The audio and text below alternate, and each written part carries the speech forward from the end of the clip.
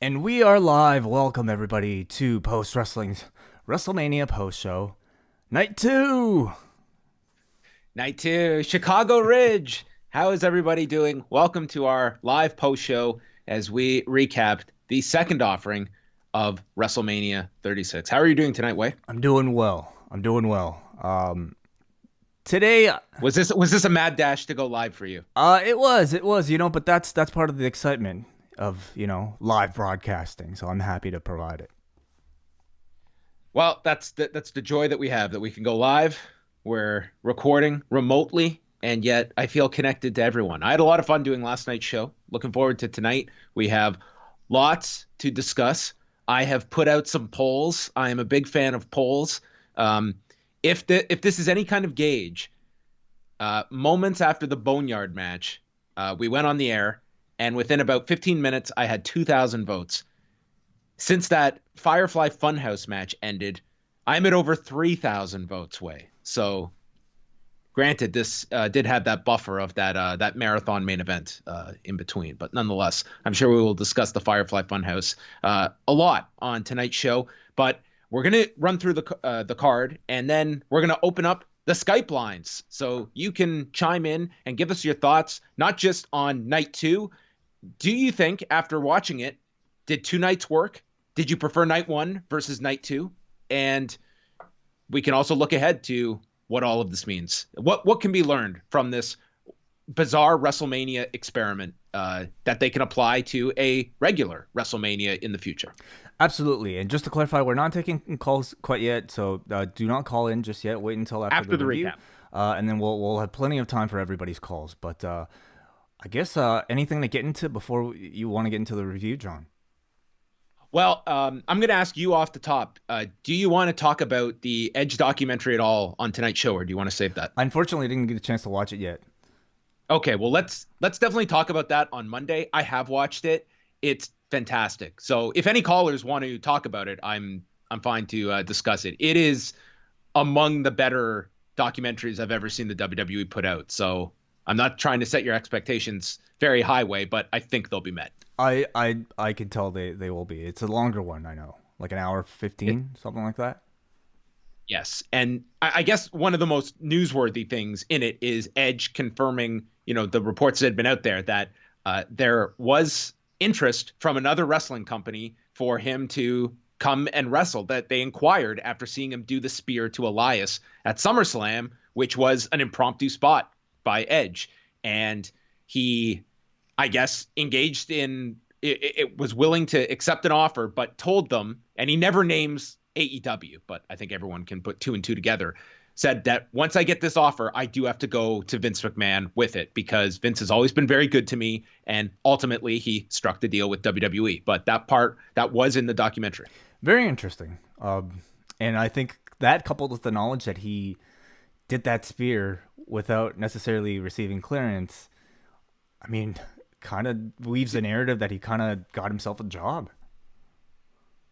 When you see Beth Phoenix's reaction backstage after that, when she's with Yeah. Edge, like she is furious and is not going to. She knows there's a camera on her and is just pretty much trying to stay calm on camera, but she is not happy when that happens. All right. So, yeah, let's definitely. I'm sure you'll want to discuss that. So let's plan to do that on Monday night. But we have a lot of WrestleMania talk to get into, so I think we can just start there, going into the card. How did you feel going into tonight's show after night one? Because I really enjoyed night one, and looking back on it today, I thought that it was, we had those low expectations going in. They were certainly exceeded. Did that increase any of your interest for tonight's show? I think I had higher expectations for tonight's show. I mean, not necessarily higher, but I would say I was more optimistic about tonight's show. Going into yesterday's show without, yeah, the only thing we really had to go on was the quality of Raw and the quality of SmackDown leading into it. And I think, I speak for most people in saying that those shows have been largely disappointing. So how would 3 hours or 4 hours of a Raw or a SmackDown or really a combined 8 hours, how would that look? And I don't think a lot of people were looking forward to it. everybody, well, not everybody, but I would say the vast majority of people after yesterday seemed greatly impressed with the quality of the matches as well as the presentation of the Boneyard match. And so going into it, I was certainly a bit more relieved, or at least I was a bit more optimistic about, maintaining that same level of quality tonight. Yeah, I think that a lot of people would kind of agree with that assessment. Did you think, like, after last night, were you good with one night? Do you think that two nights was a smart idea this year? I absolutely think it was a smart idea. Was I good with one night? I was, but at the same time, I think the majority of your bigger matches were taking place on this night. You had, Edge versus Orton on this night, Drew versus Brock, and then, by this point, the Firefly Fun House match, I think, had real heightened expectations and at least a big deal of curiosity. So all those matches combined, I would say I was looking forward to seeing this show.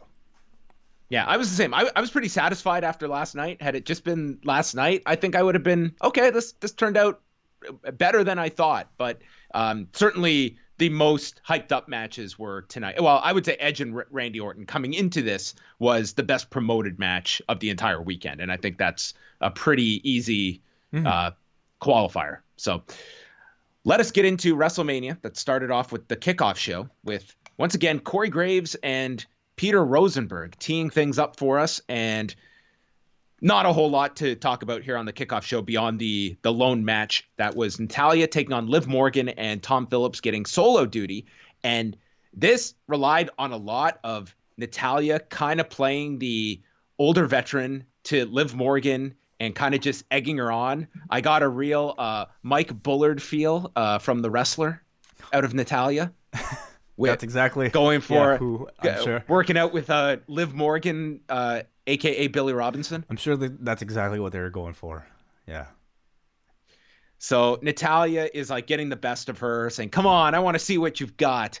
And she hit a discus lariat to Morgan off the apron. A surfboard was utilized, and then Morgan fights back. She hit like this weird version of the code breaker that Natalya kicked out from, and then Morgan landed a knee, and then it was countered with a wheelbarrow, and they start exchanging roll-ups, and it ends with Morgan getting the momentum and catching Natalya at 6 minutes and 24 seconds. So Liv Morgan upsets Natalya. I thought this was a nice little match these two had. Like you said, it was very much a student versus teacher type of battle, with Natalya kind of, throwing things at Liv to test how far Liv has come. It felt like, like a good match you could see like a teacher and student having in private in a dojo or something. I think Liv continues to look very, very improved. She's, I would say, still far from the level you would trust her to be in a main event with, but at least she's showing like she's capable of improving, and the hope is that she'll get there soon. I also thought with Natalya, this, she happens to have a style that I would say also fits well within this, sort of empty arena setting. Like the type of match she had with Asuka, I don't know if you remember from several weeks back on Raw. I love that match. It was like a very technical battle, but it didn't really get over with the crowd, I have to say. But that type of match within an empty arena setting, I think would have come across a lot better, because you no longer have the criteria of like a crowd reaction determining whether or not your match was successful. And for somebody who, hasn't necessarily had a great deal of story or character build behind her, like Natalya, I mean, you're really left with like in-ring ability, and she certainly can excel at that. Yeah, this match was like a block of ice when it came to heat coming into it. I mean, it was a cold match that they pretty much had to work from scratch. It was the novelty of a match. That said, I thought for a kickoff match, it was fine. It really, I think, showcases like Natalya being in that veteran role to help a Liv Morgan through this whole thing. And I'm with you. I think that ever since Liv Morgan has come back, you have seen those improvements in her as well. So I thought this was, a fine little match. Natalya afterwards just played up how shocked she was. So we'll see if they play up any of that. They did a backstage segment with Dolph Ziggler, leaving a voicemail for Mandy Rose, apologizing profusely after the mystery man had caught them on camera. And Sonya Deville walked in. Mandy Rose has not responded to either of them since Friday. And Kayla Braxton came in, and they gave her a no comment and called her a TMZ reporter trying to get gossip out of them. It was really like the lone bit of like story build that they had on these kickoffs. And I would say maybe at least part of the reason was because number one, they had accessibility to these talents, and two, this was like the one storyline that did end up peaking on the final go home show before the WrestleMania. Corey Graves then comes back after this segment and says his lesson: don't ever mix business with your personal life. And Rosenberg just turns around and just looks at him for a minute. And this was a funny little bit that the two had. Renee Young, Booker T, and Christian previewed Orton and Edge. And then we go into the main card portion. Once again, opening with Stephanie McMahon. This was like the verbatim identical speech, except she inserted the word again twice into this. So it was a second video. And then we got the exact same opening video from the night prior and more AC/DC. So how did you like the video the second time, Way?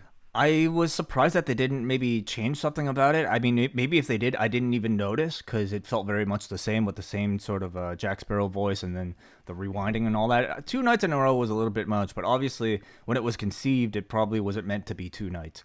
And I guess they felt like they needed to air something, for the fanfare. The last thing you want to send this production team is, hey, we also need a separate video package on top of everything else you've got to produce for these two nights.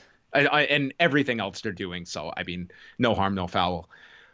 Rob Gronkowski opens up the show, and he knows something about dropping the championship hammer on a Sunday. Right. Welcome to WrestleMania. Thank you, Rob. The show opened up with Rhea Ripley, Charlotte Flair for the NXT Women's title, Tom Phillips, Byron Saxton on commentary. The beginning of this was Rhea Ripley repeatedly asking Charlotte, really, Charlotte? Really? Really? Really? Really, Charlotte? Really? I was waiting for Charlotte to just say, really. Ripley hits the Riptide in the first 2 minutes and Flair kicked out, which was a bit of a pattern we would see in some of the matches tonight of going for the big finish early on. Ripley was dominating her and mounted the back, used the body scissors, but then Flair snaps Ripley's leg on the rope, and this begins her beatdown of the left knee. She wraps it around the post. Ripley is fighting back, but she's only got the one good leg, lands a missile drop kick, and gets a 2 count from that. Flair then goes back, chop blocking the knee, and Ripley is just trying to avoid the figure 4 by kicking her away. Ripley eventually gets to her feet, gets that standing cloverleaf, and Flair is posting up and broke free from that. And when Flair went for the moonsault off the top, Ripley gets her feet up. So Flair goes to the spear. Ripley kicks out of that. And it takes 2 attempts. But on the second try, Flair applies the figure 4. And it's a struggle as she bridges up, getting the figure 8. And Rhea Ripley has to tap out at 20 minutes and 29 seconds. So Charlotte Flair is once again the NXT Women's Champion. I thought this was a very good match. If we're going to, I thought this was better to me than Shayna versus Becky. If we're going to compare title matches, I certainly liked it more than Braun Strowman and Goldberg. It was very hard fought. I thought they did a great job of creating the feeling of a grudge, and I think Rhea did a really good job of creating that sense of desperation from fighting from underneath. What is kind of positioned as the Michael Jordan of this division. At times, I felt like her yelling while she was selling was a little over the top. A little too maybe Will Ospreay maybe at his worst. But ultimately, I did find it very effective. And I thought Charlotte led an excellent match here. Very, very, very good looking offense working on that knee. But I was surprised at again, just by Rhea Ripley, considering her level of experience, how comfortable and confident she is in this sort of lead role, both as a character and also in ring here. She this felt like a high level main event. And for somebody who just, still kind of I would consider to be kind of in developmental. She is just fantastic. So, were you surprised by the outcome? No, I wasn't too surprised by it. I can see the argument of putting the title on Charlotte and her having more of a presence in NXT and on Raw. And conversely, I can see this opening things up for Rhea Ripley to potentially be showing up on Raw. I just think she was excellent in this match. Charlotte, I mean, is I think she's the hands down the best female in the company. And I thought this match was on par with anything from the first night. I think that this is certainly in the conversation for the best match of either night of WrestleMania. I thought I was engaged in it the whole time, which for 20 minutes in this setting is really tough. Mm-hmm. And they had me for the whole match. I really got into the story with the knee. And I think, as you said, I thought Charlotte led this really well. And Ripley was right there with her as well. Like there's things you can tinker with Ripley. She's very young and still relatively new, but I thought this was a great showing for both of them. And I think this was a total thumbs up. I was surprised though, maybe at the way Charlotte won, like the tap out finish here. I thought they would be more protective of Rhea Ripley, since she is going to kind of be your long term NXT star, and you would assume that they're going to build to some sort of rematch. So that was surprising to me. So do you see Charlotte being more focused on NXT? Do you see her being like kind of this dual role at the point where she's on Raw but also on NXT? Provided that they can continue to shoot shows, I see this more as Charlotte being on NXT rather than Ripley on the other show. I mean, at this point, everything's being shot in the same place, so they could very well just continue to like bleed storylines back and forth. But I do feel like this Charlotte thing continues to be more of a way to accentuate NXT. Following that was Aleister Black and Bobby Lashley. Aleister Black came out with this WrestleMania outfit. He had these horns coming out of the shoulders. And then Bobby Lashley came out in his WrestleMania gear, which was full-length tights. Full-length tights. I know. Brand new. With a guy that looks like this, why would you be wearing tights? It's WrestleMania, man.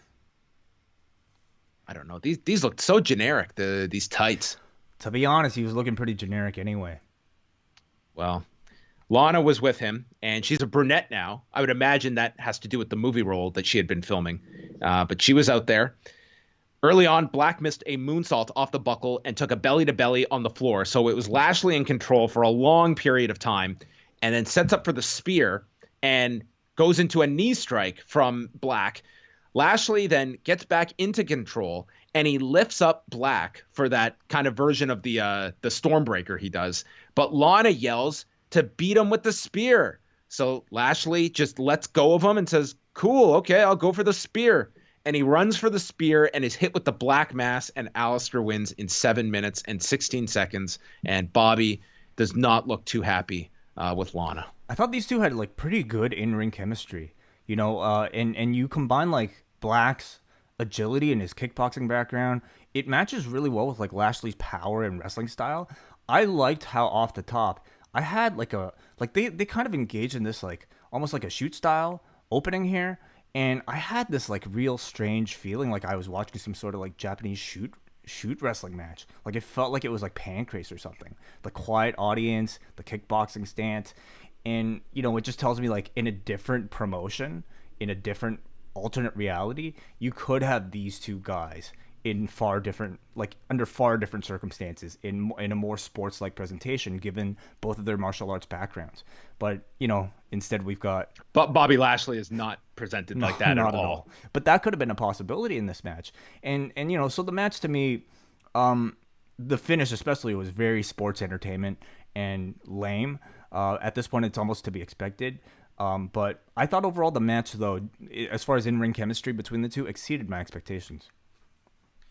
Yeah, I didn't have high hopes for this one. I would say Lashley maybe came off a bit better than his typical matches, but that's not saying a whole lot. I mean, this felt like kind of more so of a Raw style of match. And I kind of I agreed with like the early portion of this match. You were kind of hinting at that kind of a style, which I think they could have really dug into if this had a proper build-up and some kind of story behind it, which this did not. But it was there. It was a win for Aleister Black. So, I mean, it was certainly, it had its place on the card. It was just nothing I think is going to be all too memorable coming out of this.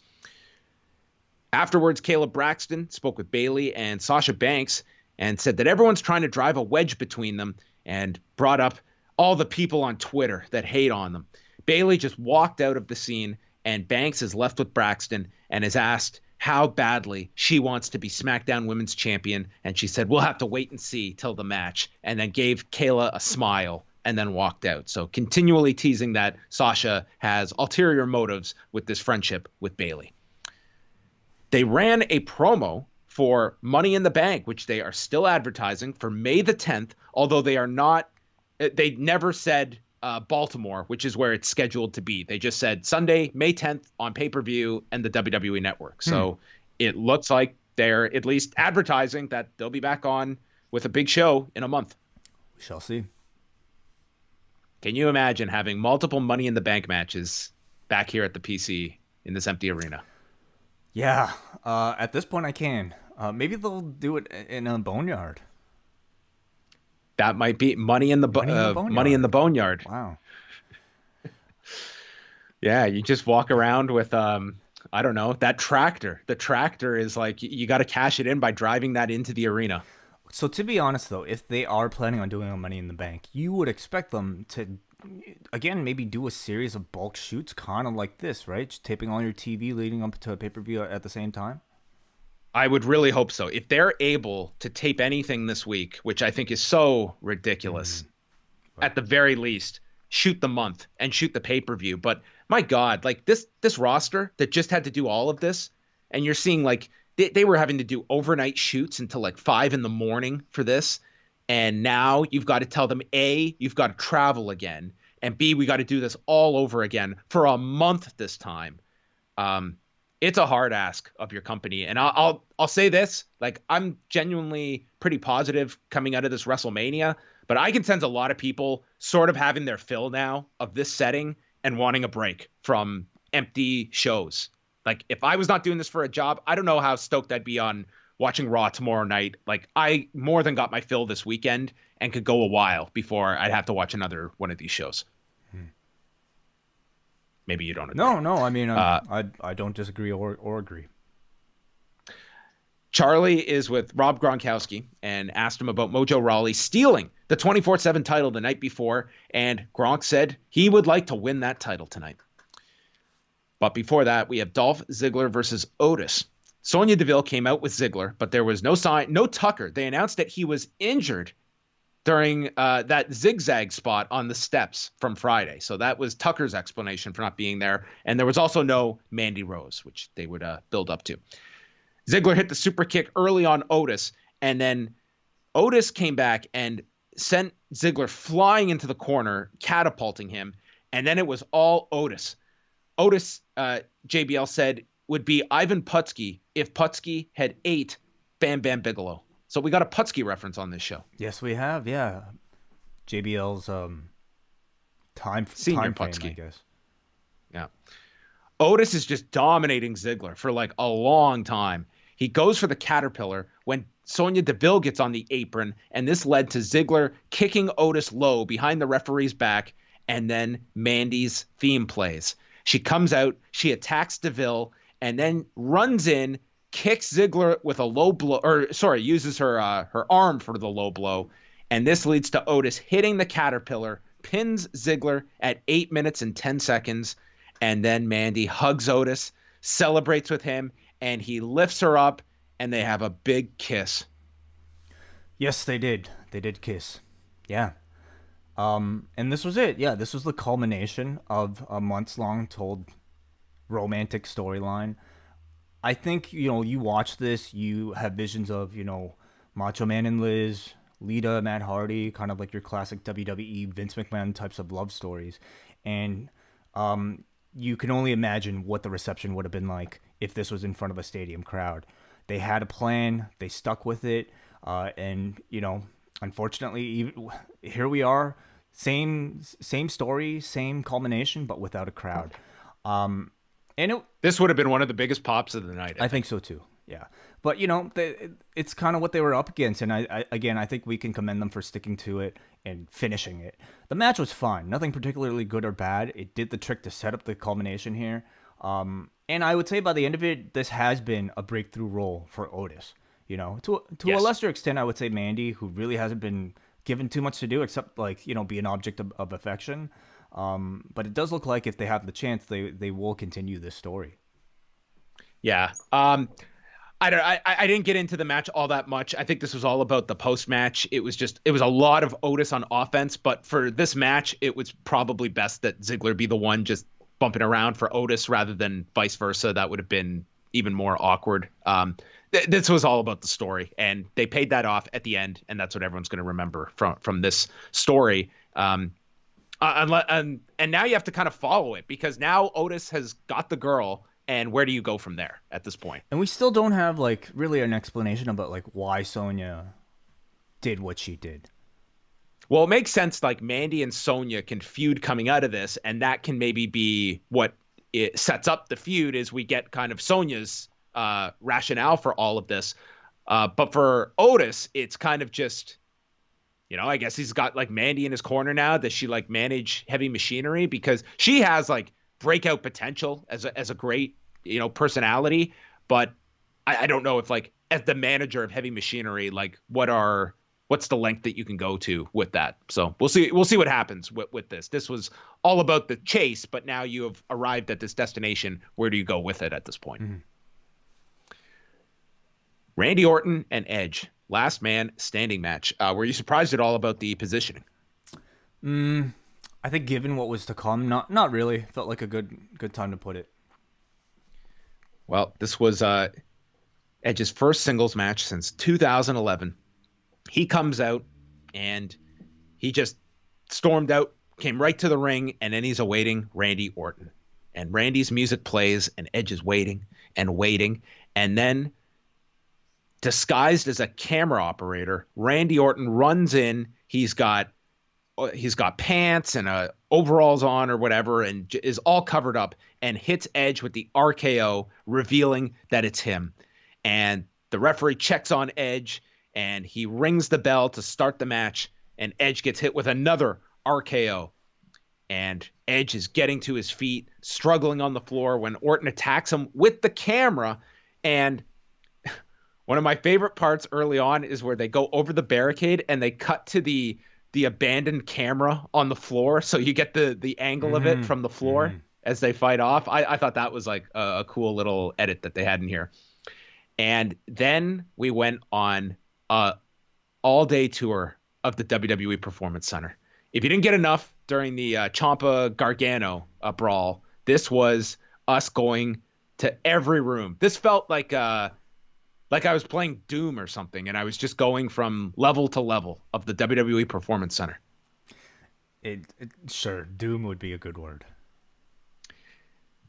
I'm gonna say, well, let's just go through this. So I am not going to go through all this. This was like this was a street fight all over the place. It was a gym fight. It was a gym fight, like bare bones commentary, and it was just a lot of grunting and fighting. And I'll say for the first half of this, like I was fully into this. I thought it's like, man, they got me from the beginning. This is a great tone that they've set, and I was all in this. And there came a point, I think it was in the boardroom, and then you're starting to look, it's like the minutes are certainly adding up in this match. We had Orton complaining about his elbow at one point, and then later we saw the visual where the back of his shoulder got all sliced up and was bleeding.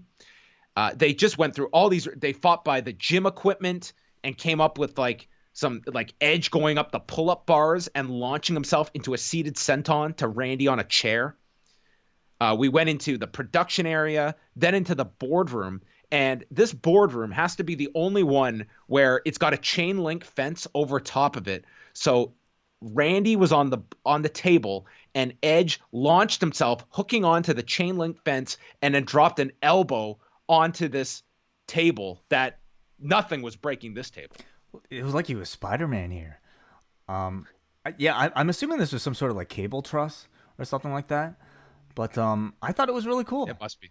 It looked really cool. It was a clever utilization of a boardroom for a street fight.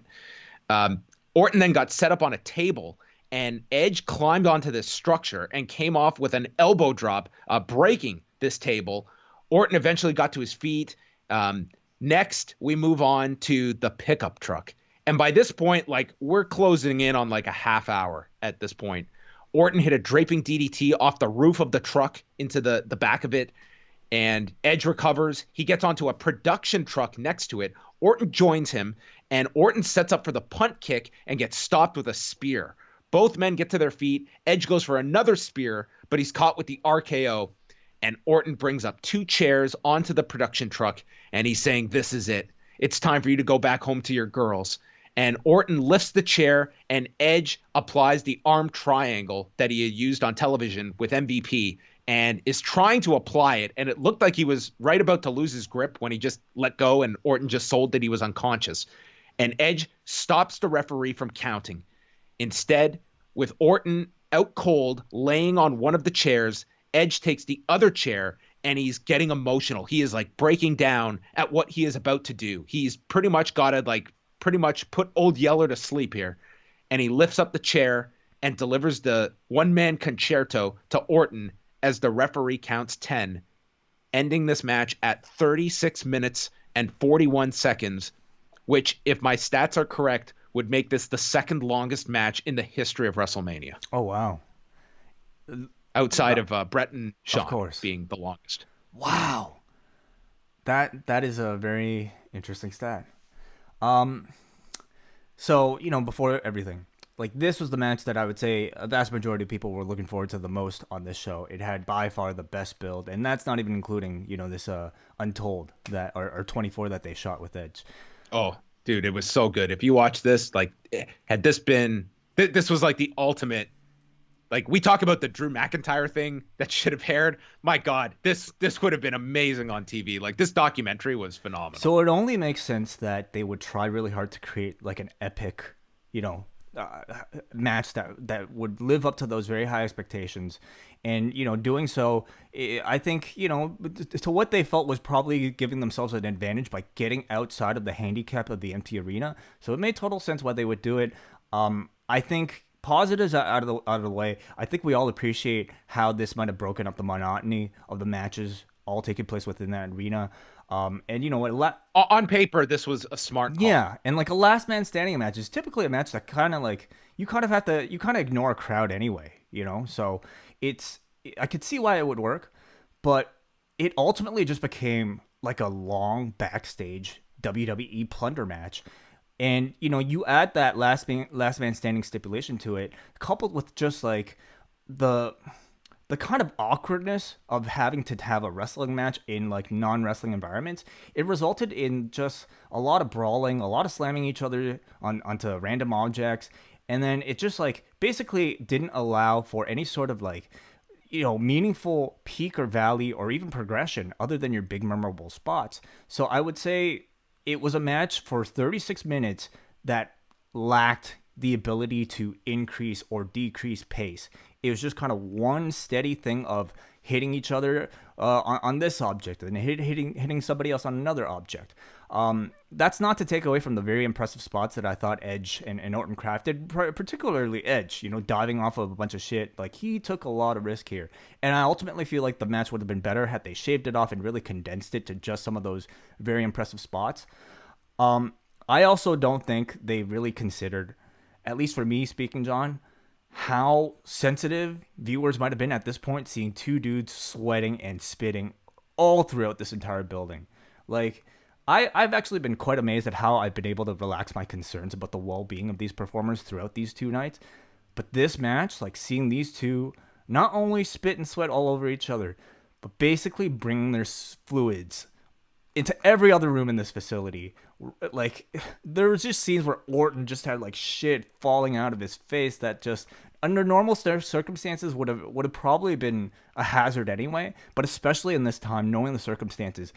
I mean, it made me cringe and definitely made me think about the real world a bit more, which is, I think, the opposite effect that, this whole show it was intended to have.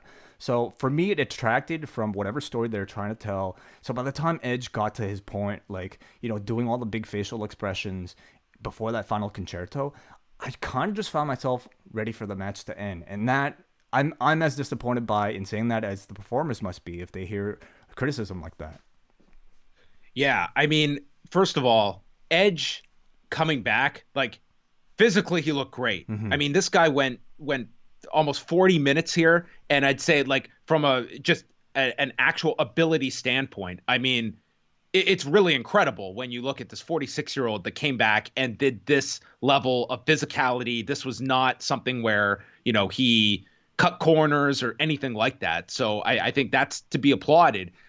To me, it's similar to your point that this started off at a pretty high level to begin with, and they were going at that gear.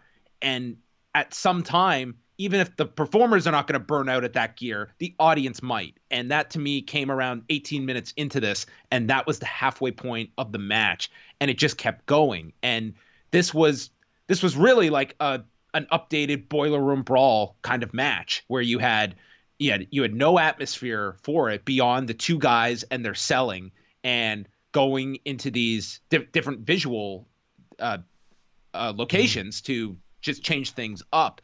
But to me, it hit that point where it was just these minutes were just adding and adding and adding, and you cannot keep that level of intensity for your audience's sake. And at that point, you sit down and, some clearer eyes look at this and say, okay, this is not live. This is taped.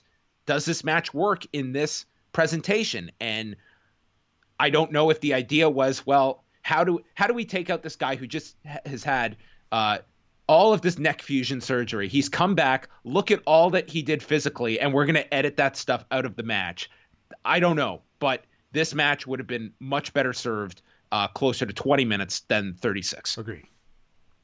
So that's I think it's a match that'll be, I don't even want to say polarizing. I think this was one that it had every right to be the match of the show, and I don't think many people are going to be calling this the match of the show. Yeah, to be honest with you, I thought it was like one of the lone disappointments of the entire weekend. And, that also comes with heightened expectations for this one, and I would say far lowered expectations for anything else. But if I'm going to talk about anything that I feel underwhelmed because I had such high expectations based off of the build, it was unfortunately this match. Yeah, I agree. And all that said, I would still really like to see Edge in a proper match, under the right circumstances. This didn't turn me off of like Edge at all. I just think the circumstances, the layout of this match didn't work for this audience with this length. That's not an indictment of his ability here. I think it's you learn from this. Like they went out and I think just had that mentality of doing the long epic, and the long epic was not what this audience wanted, especially in this kind of a setting. Like maybe in the stadium, I can't even say in the stadium this necessarily would have worked for that amount of time. Like that's a big ask of your audience, but I think in this setting, way too ambitious trying to go this length of time. So afterwards, we come from that, and it's Mojo Rawley being chased, wearing the 24/7 title, and a bunch of guys are out here chasing Mojo, and Rob Gronkowski is on the perch and dives off of it with a trust fall and then pins Mojo to win the 24/7 title, and he hightails it out of the Performance Center as champion. So this was the big spot that he did. I guess this was the big physical spot that Rob Gronkowski did. All right. You think this will get replayed on ESPN?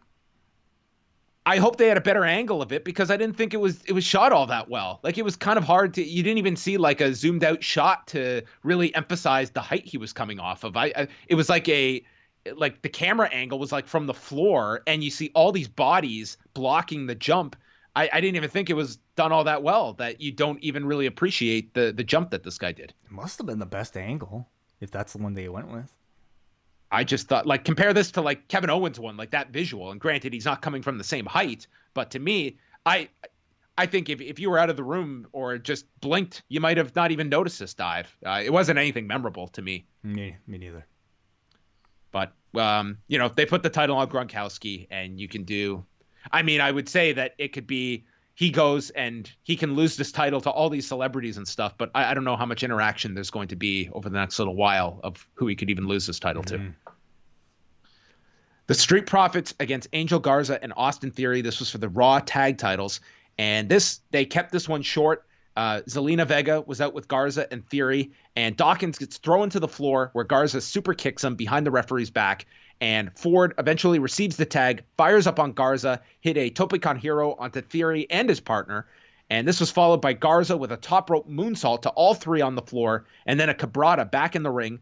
Theory hits Dawkins with a TKO, but Ford comes off the top with From the Heavens that lands on Theory, and Dawkins rolls over, pinning Theory at 6:23 for the Street Profits to retain the tag titles.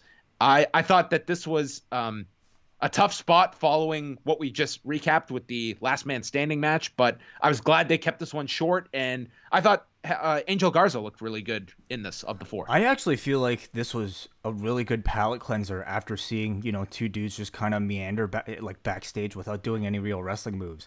This type of ultra athletic, a sprint for, what is it, 4-6 minutes?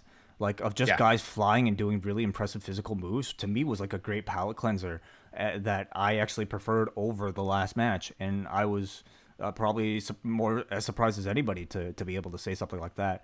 I think Montez Ford continues to really cement himself as a breakthrough star. Over the past couple months, he's, they finally let this guy wrestle, and not just wrestle, but create this, great formula for him to just exhibit his incredible leaps to just, really dazzle and really be memorable, I would say, overall. So I think they've done a good job with him and the Street Profits overall.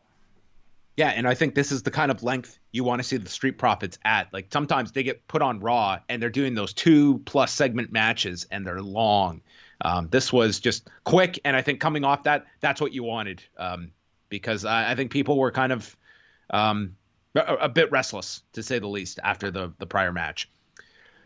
Garza and Theory then jump Montez Ford, and so Austin Theory here is getting in on this attack, and they hold Ford in place for Zelina Vega to attack him, and this prompts Bianca Belair to run in, attacking Zelina Vega and hitting the KOD. Yes, this was a nice surprise appearance. And I feel like this, despite Bianca Belair's, she is she's made appearances on the main roster. I don't know how big of a name she is. Nonetheless, I think if something like this took place in front of a live audience, I think a lot of people would have reacted really well to Bianca Belair, and it would have been a wonderful way to debut her. Do you think this is a call-up? This is what it felt like. If you have to go with something with Bianca and Zelina Vega, and maybe doing intergender 6-person tags. Mm-hmm. Yeah. Coming out of this.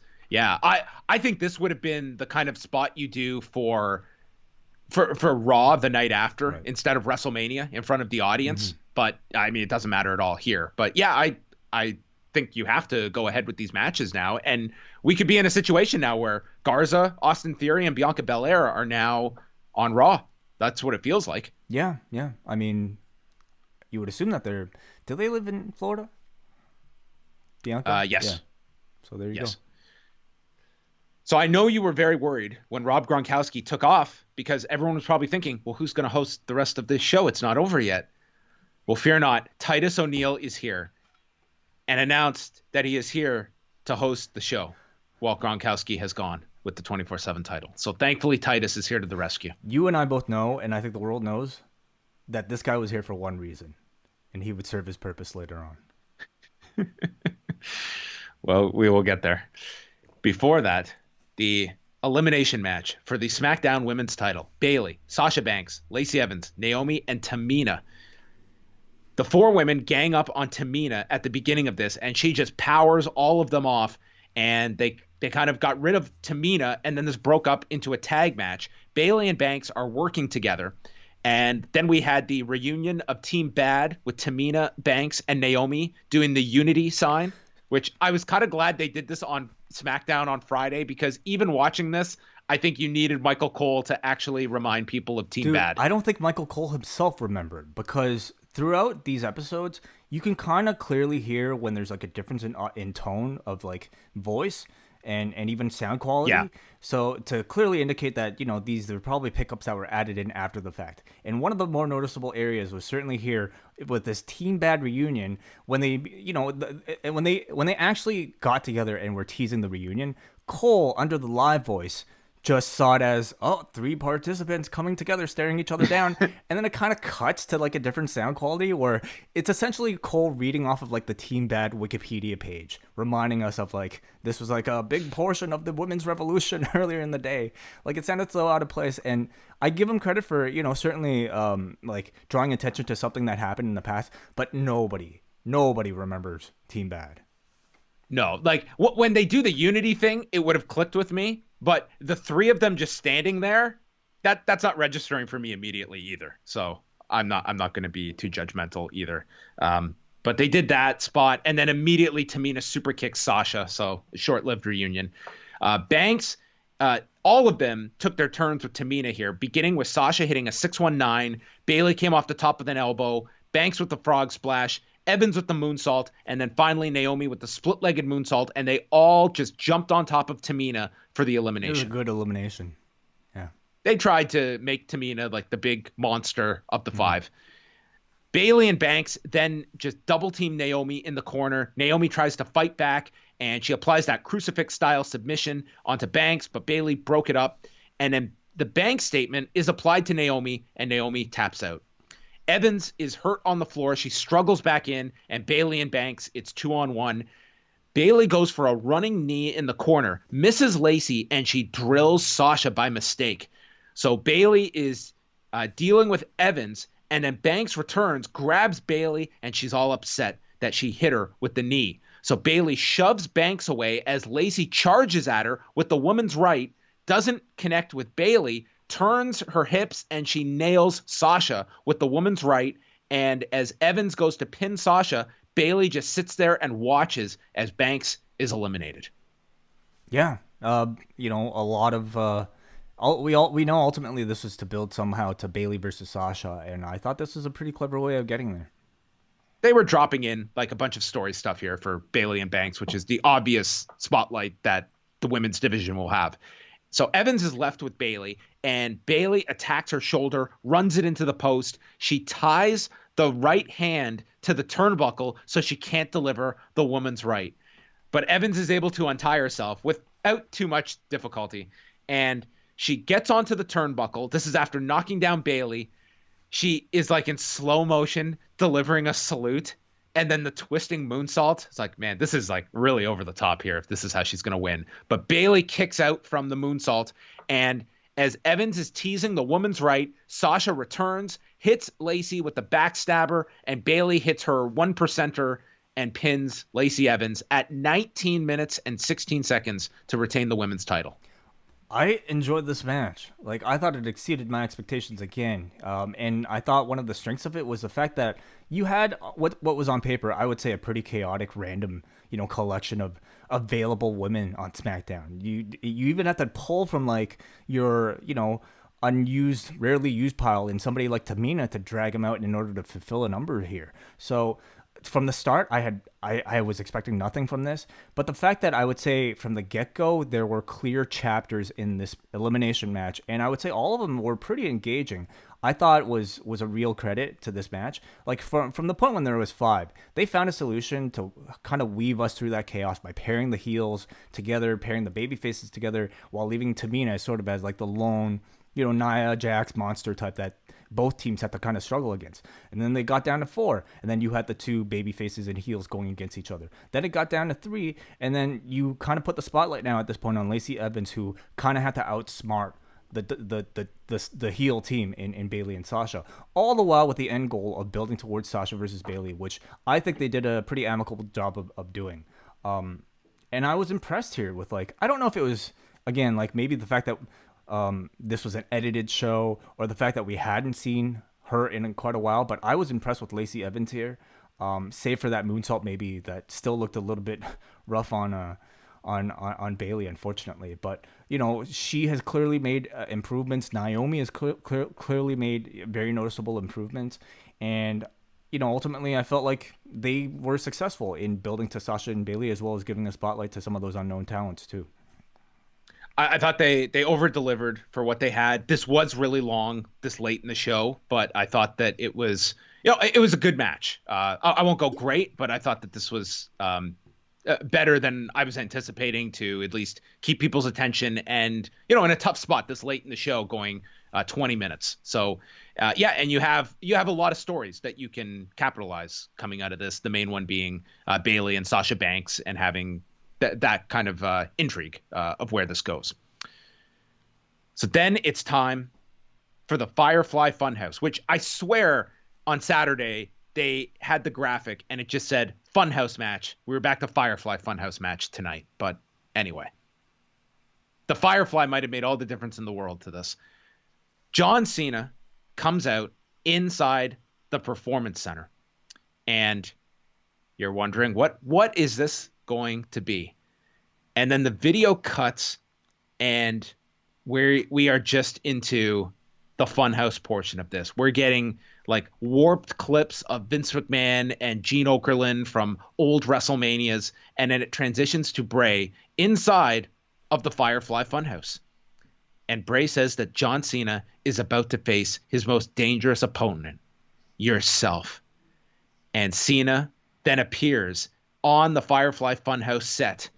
He sees Ramblin' Rabbit, and then the door that he enters to go into the darkness. Yeah. Were you ready for what was to come? No. He walks in, and it's the return of the Vince McMahon puppet, asking Cena if he has enough ruthless aggression. I'm not lying that I don't know how I'm going to recap this thing. This is just insanity. So I'm going to try and make this might be your much... biggest challenge yet. It was immediately what I was thinking was, how in God's name am I going to convey this to someone that did not watch this? So then we get all these different versions of John Cena represented in this, starting with a recreation of the SmackDown Open Challenge that Kurt Angle gave in 2002, mixed in with Bray delivering his Open Challenge as we went back and forth between the promos. Like, this was some really clever use of your library, and that is one thing that was undeniably true throughout this entire thing.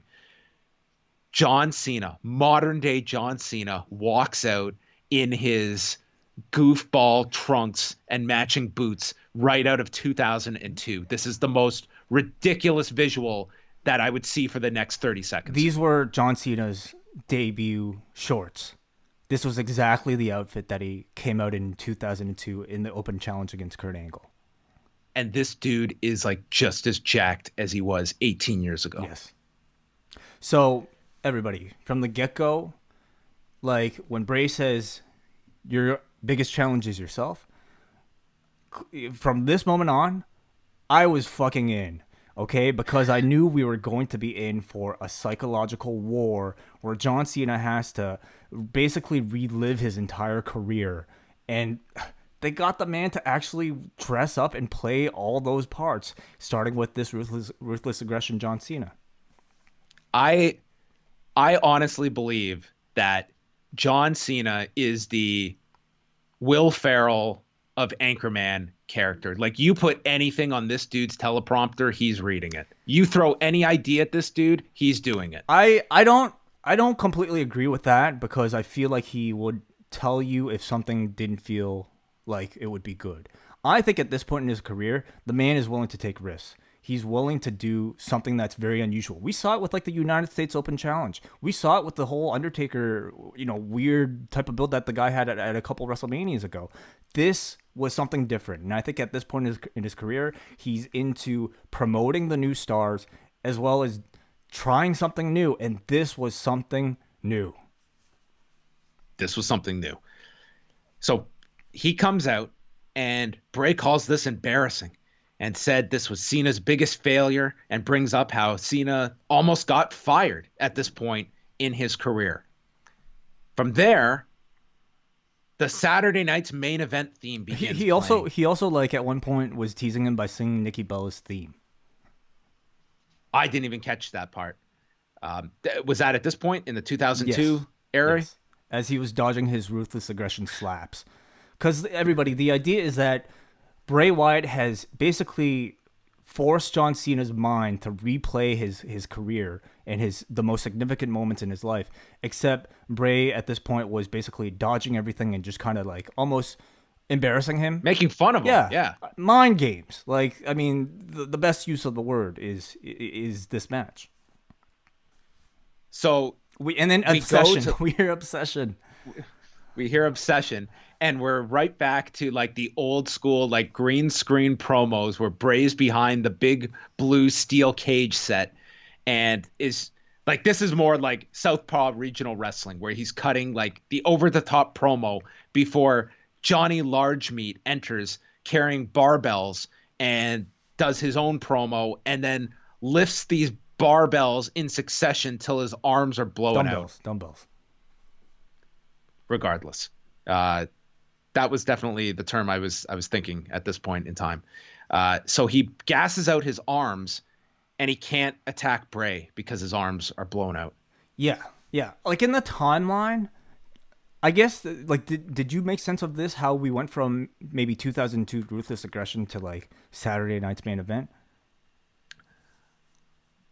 My only assumption is that this was John Cena's fandom as a big Hulk Hogan fan. I don't really know how this ties in with John Cena's career other than him being a fan of this era. So I don't know. You can, the logic out there is there for you to attach. There will be yourself. essays written about this match years from now. Unlikely by me, but yes, you're probably right. Cena is then thrown out of the shot and into his Doctor of Thugonomics character, which one of our callers suggested last night, and it happened. Let me publicly apologize to that person right now, because that person was like, out of nowhere, was like, "Hey, do you think we'll see the John Cena appear in his Thugonomics?" And we just shut it down. We're like, that makes no sense. There's nothing to do with the storyline. Please accept our sincere apologies. We look so stupid because, lo and behold, that's what happened. So this segment, like, to me, all this was like giving John Cena like dated, lame lines that just made him like, it was like present day John Cena trying to be 2003 John Cena and being made fun of it. Like they even put like the sound of crickets over his opening line and just going like D's nuts and all these lame jokes as he runs down Bray Wyatt with a rap. It was Bray Wyatt basically forcing John Cena to be only able to speak as his 2000 and whatever character, the Doctor of Thugonomics character. So John Cena, we know, like, the soul of John Cena is trying to communicate, but he can only speak in, at this point, what is very dated, like, rap beef type of promo structure. Bray says that John is a bully, a horrible person who takes the weaknesses of others and turns them into jokes. And he's doing this as there's like a piano playing underneath him. He does anything for fame. And Cena came back with more lame lines. And this was kind of Bray just trying to get John to be introspective of his own shortcomings. So this is Bray Wyatt, like, talking about how Cena has always been the golden goose. He has been taking all of the opportunities. And he calls John Cena a bully, especially this version of John Cena, who, really at this point was a heel. How he takes other people's weaknesses and turns them into jokes. So this is just, a further criticism from Bray Wyatt about the hypocrisy of John Cena. Bray then nails him with a chain, and we cut to Bray Wyatt as his Wyatt family persona. So we're going back now to 2014 with the first match, and Bray is explaining how Cena was a man of the people, and the people wanted Bray at this time, and all he had was his grandest failure. And they cut to like a scene of like the crowd singing, the whole world in his hands. And you and I remember that WrestleMania, John, WrestleMania 30. Bray Wyatt was the hottest thing in that whole town. There were like, I don't know how many like Bray Wyatt cosplays we saw walking into, the Superdome that day. But absolutely, yeah, this was what the people wanted. And this was supposed to be a prophecy that remained unfulfilled because of John Cena. Yeah, and this was almost like the double meaning of like this loss, but that was the time that John Cena should have lost to him is pretty much what his message is here. So they redid the chair spot from that WrestleMania, but Cena, as he is in the current ring, swings the chair, Bray disappears as he's about to hit him in the head with the chair. Okay, so so Bray Wyatt, again, and I really love the fact that they replayed that match on Raw because it completely, you needed to remind yourself of the finish for that match to like get the full value out of this, because Bray has him in the Sister Abigail, and Bray was about to, basically say, I'm gonna rewrite history. I'm gonna end up winning this match to defeat you. But then he stops and says, you and I both know, John, or he specifically called him Superman. We both know that isn't enough to end it, Superman, because just pinning John Cena for 1, 2, 3 wouldn't have been enough to kill John Cena. He knows in order to kill John Cena, he needed to have John Cena turn to the dark side.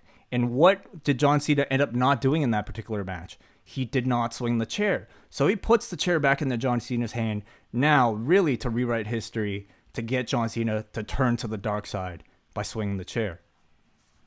Which is the next scene of what would have happened if John Cena had turned heel. It would have been like Hulk Hogan turning heel, as John Cena shows up on Nitro with Bray Wyatt playing Eric Bischoff and Vince yelling on the headset, "This is good shit." Like, at this point, I was fucking floored. Like I know the Boneyard match, that had all of us really excited because it was just like, oh, The Undertaker, and it's doing all this stuff. This was just like a combination of just maybe that same level of ingenuity, but with like meaning, like actual meaning attached to every single scene. So anyway, please continue. I mean, that's kind of the end here, is the Fiend finally appears, and it ends with him hitting the Sister Abigail while playing John Cena's promo from SmackDown about how at WrestleMania, there will be an end to the most overhyped and overprivileged star in WWE history, but he's using the words to describe John Cena and not the Fiend, as he hits Sister Abigail and pins John Cena. Yeah. So the Fiend has finally accomplished his goal. And I love that they saved the Fiend until the end, because this whole thing was really, like they said, John Cena against himself, and John Cena finally succumbed to the pressures of himself. And let's also remember, when John Cena was right about to swing that chair, they played all those flashbacks of times, memorable moments when the crowd was chanting, Cena sucks, Cena sucks. We saw a flashback of CM Punk at Money in the Bank here. It was just like, I was typing my notes so like feverishly that I didn't even see, like, I got to go back and rewatch this thing right away, because there's so many little moments that like I couldn't believe I was seeing like this level of like depth in a WWE presentation. But basically it was Cena digging into the darkest parts, the most repressed parts of his career, to finally reach for that chair shot and to turn to the dark side. And the Fiend comes back here at the end to basically celebrate a job well done, a successful job done. And he pins John Cena. He defeats John Cena. And my God, dude, I just... No, dude, you clearly love this. I thought this was like one of the best experiences I've had, like watching, certainly during this empty arena era, but like I would say even any of these WrestleManias. The level of like thought that was put into this, and the execution and the risk involved. It could have been completely shit, and I have no doubt this match might even be more polarizing than the Boneyard match.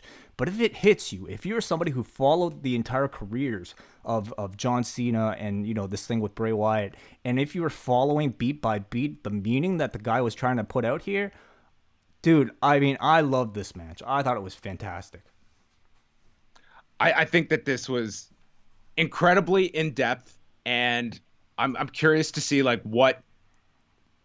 how much like this weekend of these like pre-produced matches, what like kind of impact is that going to have on future presentations for different performers, different kinds of storytelling that they do, because I think overall these two were met with like a ton of praise. I think this one was more so.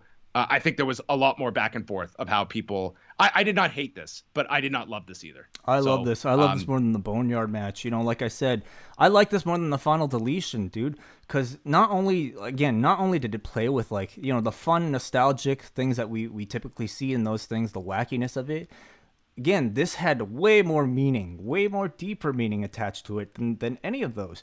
This was Bray Wyatt feeling like John Cena has always been a hypocrite. He says he's the man of the people, but instead he takes away from what the people actually want.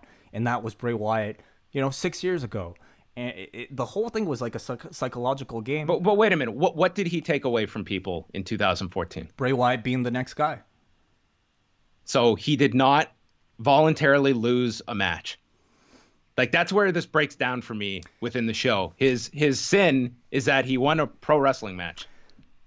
He was supposed to put this guy over. Okay. Well, I mean, you kind of I can you have understand to how suspend you your can. disbelief at some point. Like it's I don't know if it really just comes down to like a sports, like, this guy should have won, this guy should have lost in a clean, real sporting setting. There are clear layers of like fourth wall breaking in this entire thing. Otherwise, you wouldn't get the Vince McMahon puppet. You wouldn't get it's good shit, pal. You wouldn't get all this other stuff. That to me though is an overall assessment of a character that, yeah, there's positive and negative. People love this character, people hate this character, but ultimately this character does have to work in this show, and it's almost like this is its own show. It's its own thing. What was the that you Boneyard can match? appreciate on its own. What was the Boneyard match? What was the Firefly Fun House throughout this entire thing? Well, I think the Firefly Fun House, that's been a big, like, where do you go with the Fiend from this if his next thing is facing Braun Strowman, for instance? Like, does this character, can you do this exact same thing again next month? I don't think you can. So to me, it's, you can break down all of this fourth wall stuff, but then you also have to take that character and insert it into the structure that people are educated to watch SmackDown for every Friday night. I think you worry about that later, because clearly anything that they've been trying prior to this with the red lights and all that, none of that shit has worked. This, if you enjoyed it, I think you really felt like it worked. And I mean, surely they can't do it every single week. They can't do it every single month, and I wouldn't want them to. But the fact that they actually have done it once tells me that it's possible, even if it was a once-a-year thing. And I think this is going to be more than a once-a-year thing. I think after this weekend, I think you're going to see more of this stuff, not less. Sure, possibly, yeah. At the same time, I don't know how they can reach this level, because you needed a dance partner in John Cena, somebody who is of a superstar status, again, with the, I would say, almost like very admirable ability to take chances like a John Cena in order to do something like this. You think Hulk Hogan, if he was the ace at this time, would ever agree to shit like this? You think Stone Cold Steve Austin might even agree to something like this? Cena is like that weird dude, if you follow his Instagram, that he's totally in on something this strange.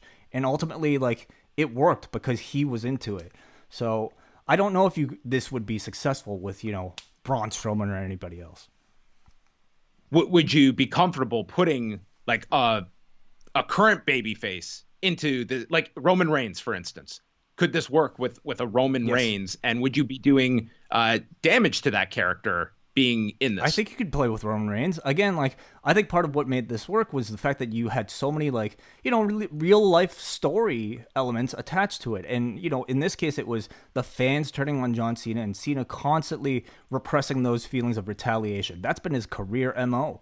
Roman kind of has a similar story. And, you can draw little references to everything. And I wouldn't even doubt at some point, if they get into a Roman Reigns Bray Wyatt match, that they might even make allusions to what's going on this month with Roman Reigns pulling himself out because of, whatever's going on in the world. I don't know, but what we do know is that, like, this format allows Bray Wyatt, after all these years of having, like, great ideas but not really sticking the landing, something changed here, and it felt like this was something that might have been as close to his exact vision as we might have gotten.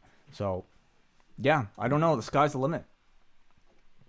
Well, on my poll tonight of 3,400 people, 80% loved this, 20% hated it. Okay. So it's a strong majority loved this and loved the Boneyard match. Yeah, again, so I think they're going to be different. the two. And I think they're going to be the two most talked about things coming out of this weekend, more so than the title matches, I would say. Definitely. For sure, because I'll say, like, after that match, like, I was not even ready for this Drew versus Brock thing. In fact, the Drew versus Brock match to me just felt like a formality coming off of, like, the last thing.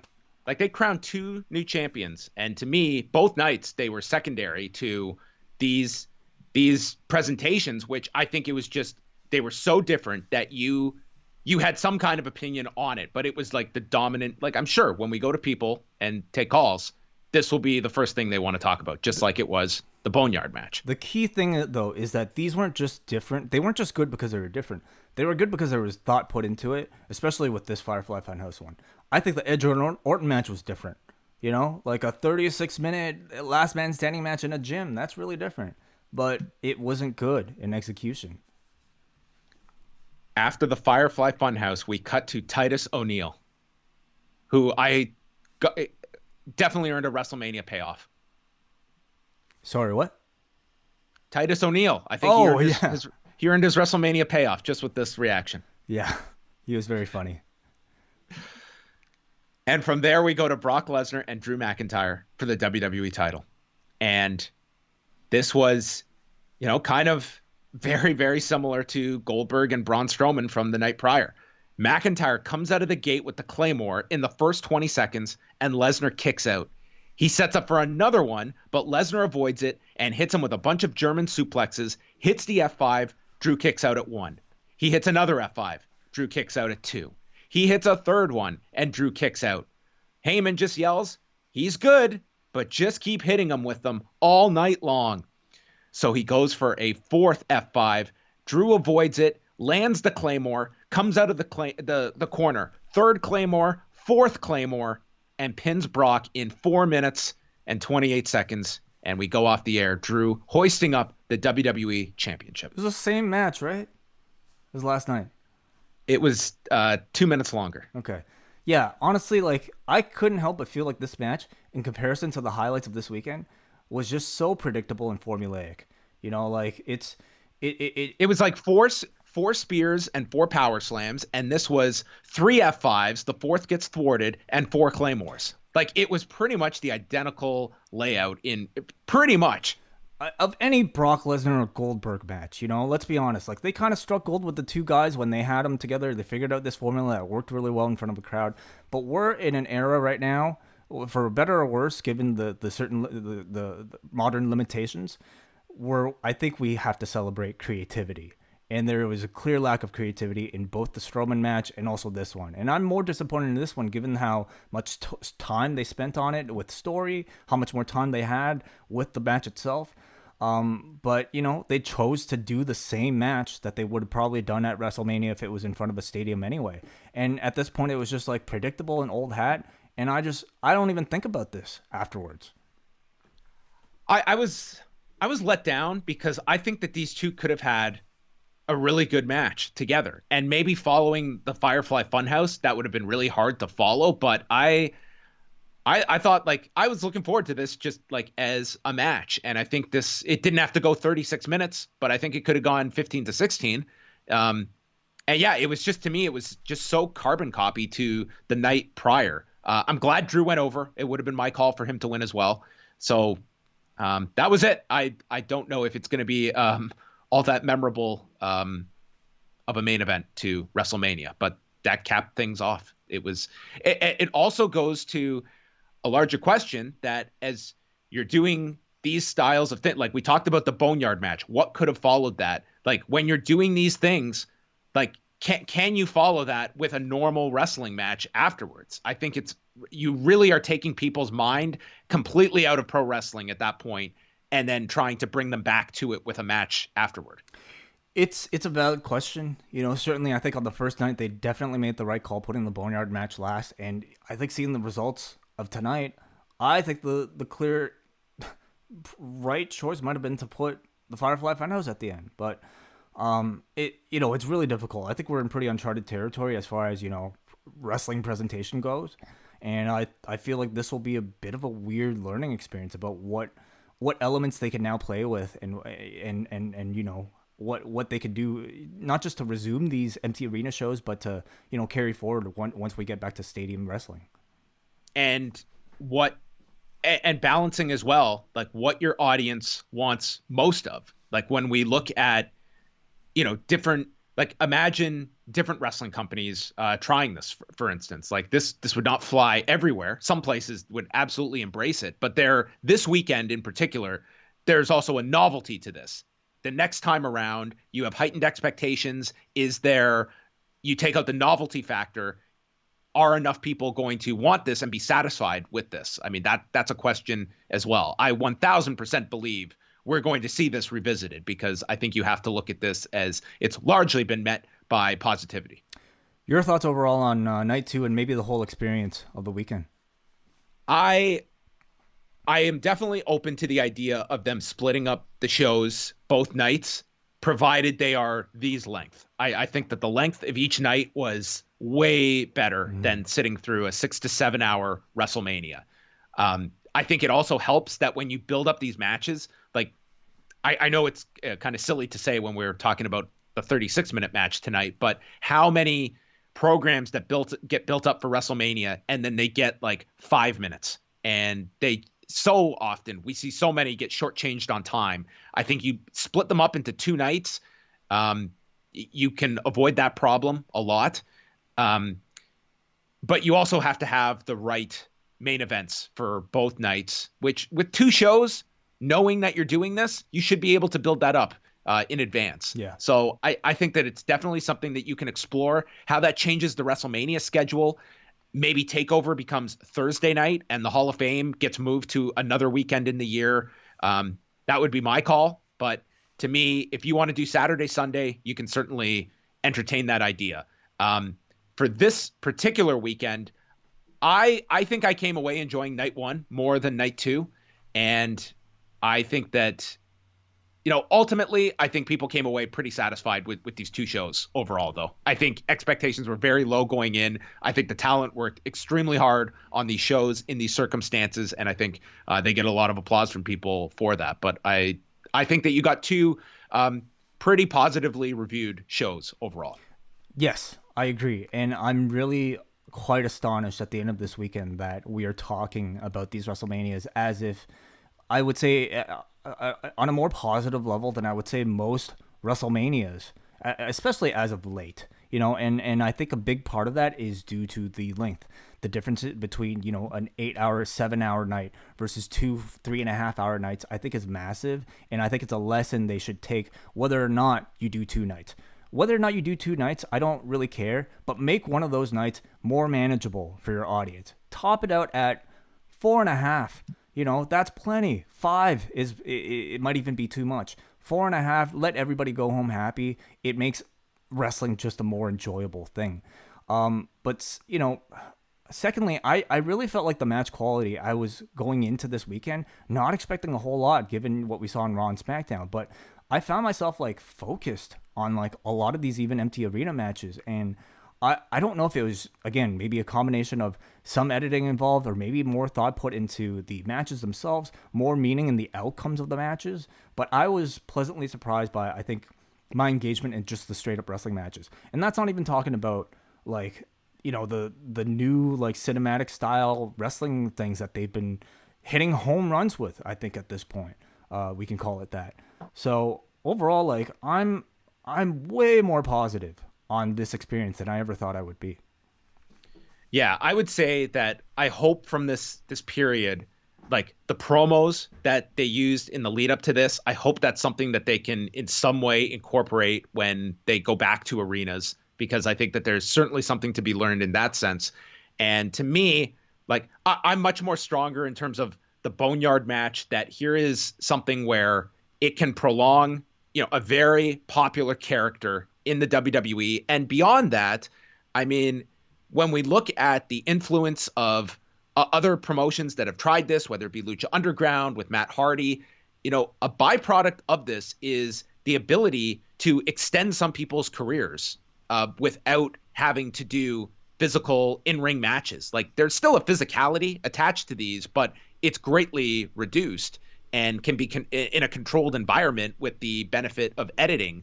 That could be something that we look at some of these older talents that cannot go at the level of an Undertaker of his prime, that you can still draw money with, that the audience still wants to pay to see. And you've kind of, in a weird way, backdoored your way into this avenue, because this was not going to be a Boneyard match up until you had to do it in this setting. And that could be the ultimate kind of legacy of this period if this thing ultimately is successful. We could be looking a year from now and they burn this thing into the ground, or people just get tired of this. But I would say this weekend, I think that people are at least more open-minded that this can work after they put, significant characters into these settings. And it was, Panned by some, but embraced by many more. And that's almost dangerous because I feel like, like what we saw coming off of the final deletion, the amount of copycat stuff we saw from the WWE themselves, and the less, like, the shitty quality of some of those things. You remember, like, the New Day had one of those?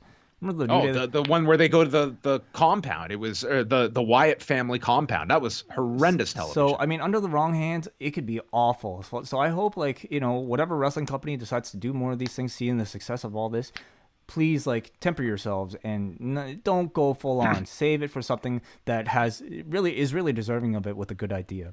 We open up the phone lines right now. I know a lot of you guys probably have a lot to say, so search us on Skype, Post Wrestling, call in right now. Let's go to the forum, John, see what you guys thought. All right. The poll tonight on a scale of 1 to 10 for night 2 gave this show a 6.5 rating. And while we're at it, on my Twitter poll tonight, asking which was preferred, night 1 or night 2, of 1,189 of you, 58.2% voted for night 1, 41.8% night 2. Okay. So relatively close. Let's start off. Do you want to start off with the forum?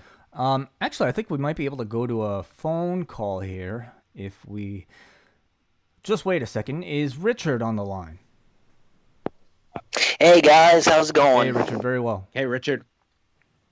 Yeah, well, at least this WrestleMania, I didn't have to go through 6 or 7 energy drinks to go through all 7 hours worth. All right. Well, that's good. A healthier WrestleMania this year. Yeah. Overall, I thought night 2, I thought a little less of a night than last night's was, but just because I had lower expectations for last night. Let's all agree that imagine watching this night 1 and night 2 back to back in succession. That's what we avoided this year. Yes, exactly. I thought, like I said, I was really disappointed with the Edge Orton match. That really should have been at least 15 minutes shorter. I noticed a lot of guys in the chat lines were kind of a little ticked because of the bit in the gym spot that you saw there with around Edge's neck, and if you saw the Benoit potential reference. It definitely crossed my mind. That was.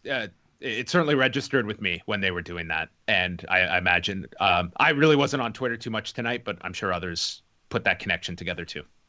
Yeah. But then the Firefly Fun House, that and the Boneyard match, those are going to be what we're just going to be talking about. And I totally agree with you guys. Whatever they do going forwards is going to be... I hate to say, have to be learned from this. And this company, as they've done for the past, hasn't quite learned as much, really. Cool. Thank you for your call, Richard. All right. Thanks a lot. All right. Again, if you want to call in, just search for us, Post Wrestling, on Skype, and we will be taking your phone calls as long as they are coming in, and we'll also be mixing it in here with feedback from the forum. Do we have more calls? Yes, we got Hansi on the line. Hansi, what'd you think of Mania Night 2? Yeah, I thought Night 1 was better. I didn't mind Night 2. Just, I'm kind of iffy on the Charlotte win, but maybe more fresh matchups for, dethroning the Queen and all that. I just with the Wyatt and Cena thing, I guess this is a perfect match for someone like me to analyze to you guys, because I'm kind of out there with my mentality, whatever.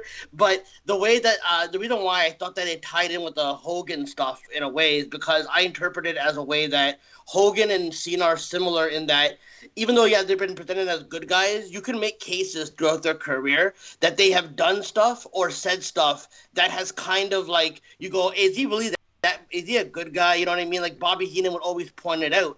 And I thought it would have been perfect if somehow they managed to sneak in some Dungeon of Doom stuff in those callbacks a little bit, because, and the reason why I'm bringing this up is because I watched World War III because of your review, and Hogan was talking about not being part of the dark side, and Hogan had to go through that. He's being challenged by going to the dark side, and then a couple of months later, he joined the NWO. So it's kind of like what Wei was saying, that embracing your hate and grabbing the steel chair. So maybe down the line, being a part-time heel Cena might actually work out. You know what I mean? I don't know if that's gonna happen, but that's the way I interpret it. And before I go, I just want to say that I hope we get a conclusion to Jackie calling in, because I want to hear what your thoughts were. All right, but that was our own booking, our cliffhanger from last night. Hopefully, we'll get a resolution. Yeah, for sure, man.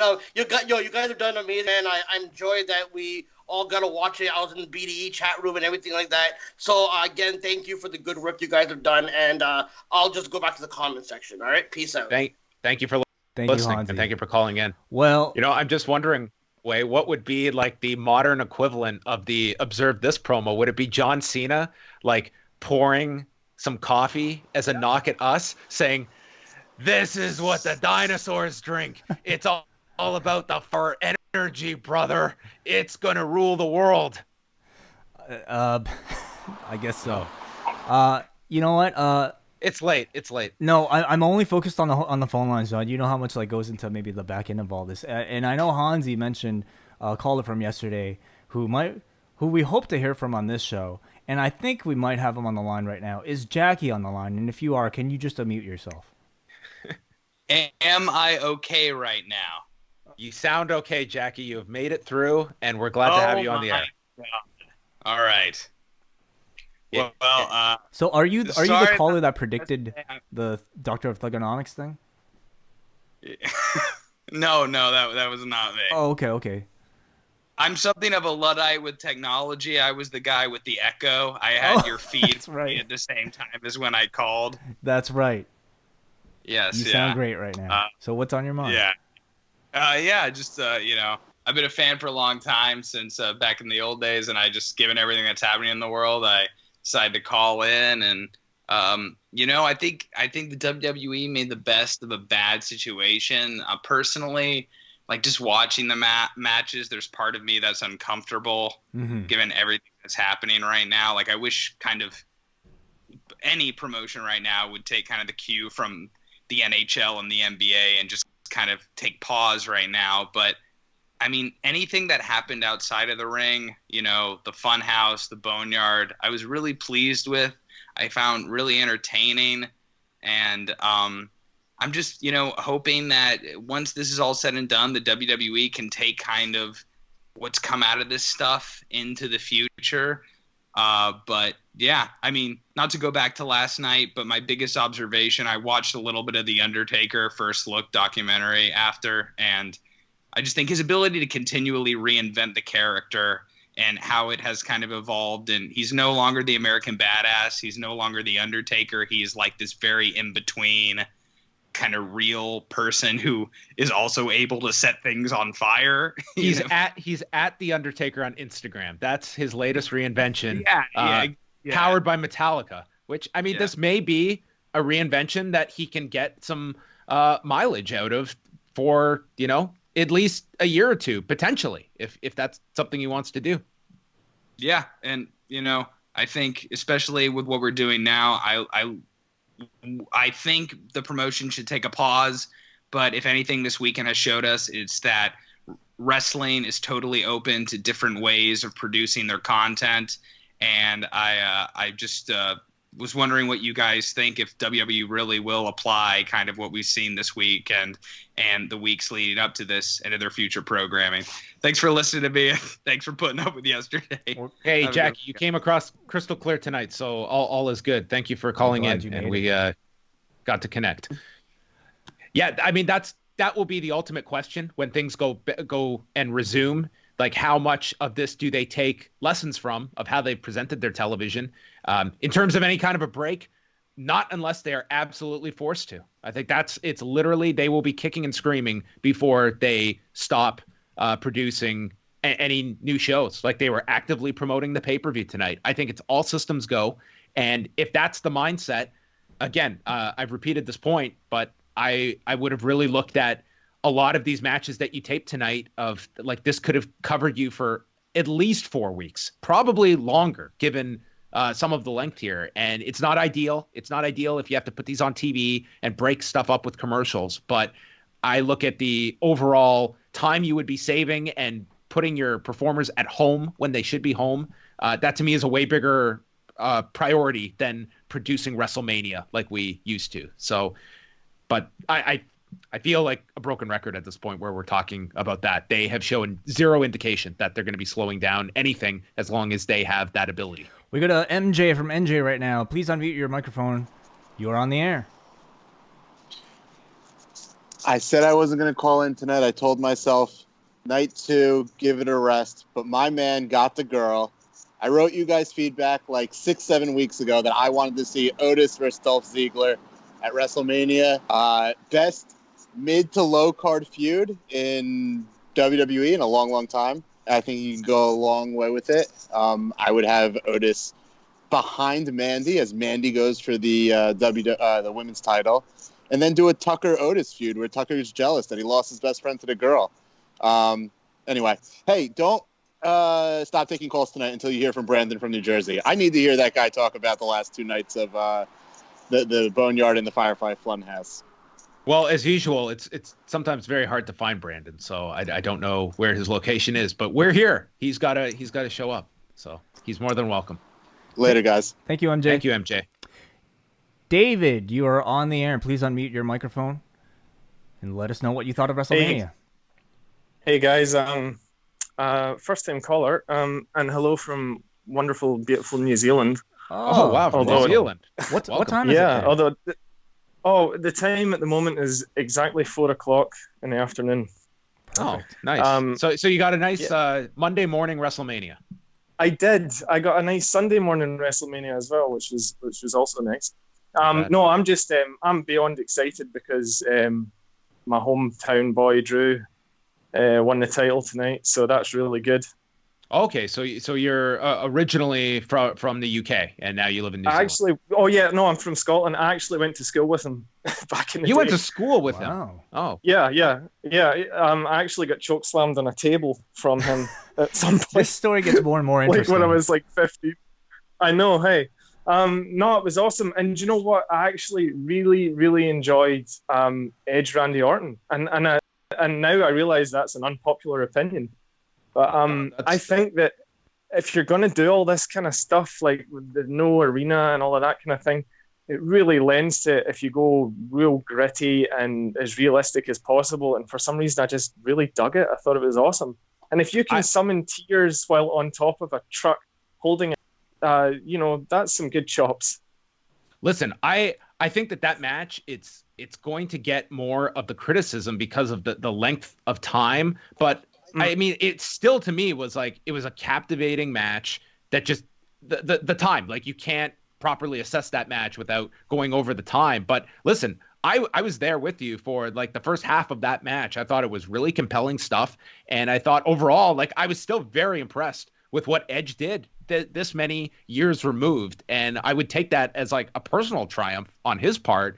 And I just think the presentation there's lessons to be learned from tonight of what did not work. And I'm certain that he would be someone that would be most open to looking at what didn't work as opposed to just ignoring criticism and looking at how can I make this better? Because he really strikes me as that kind of person that would be as much dissecting this as any critic would be.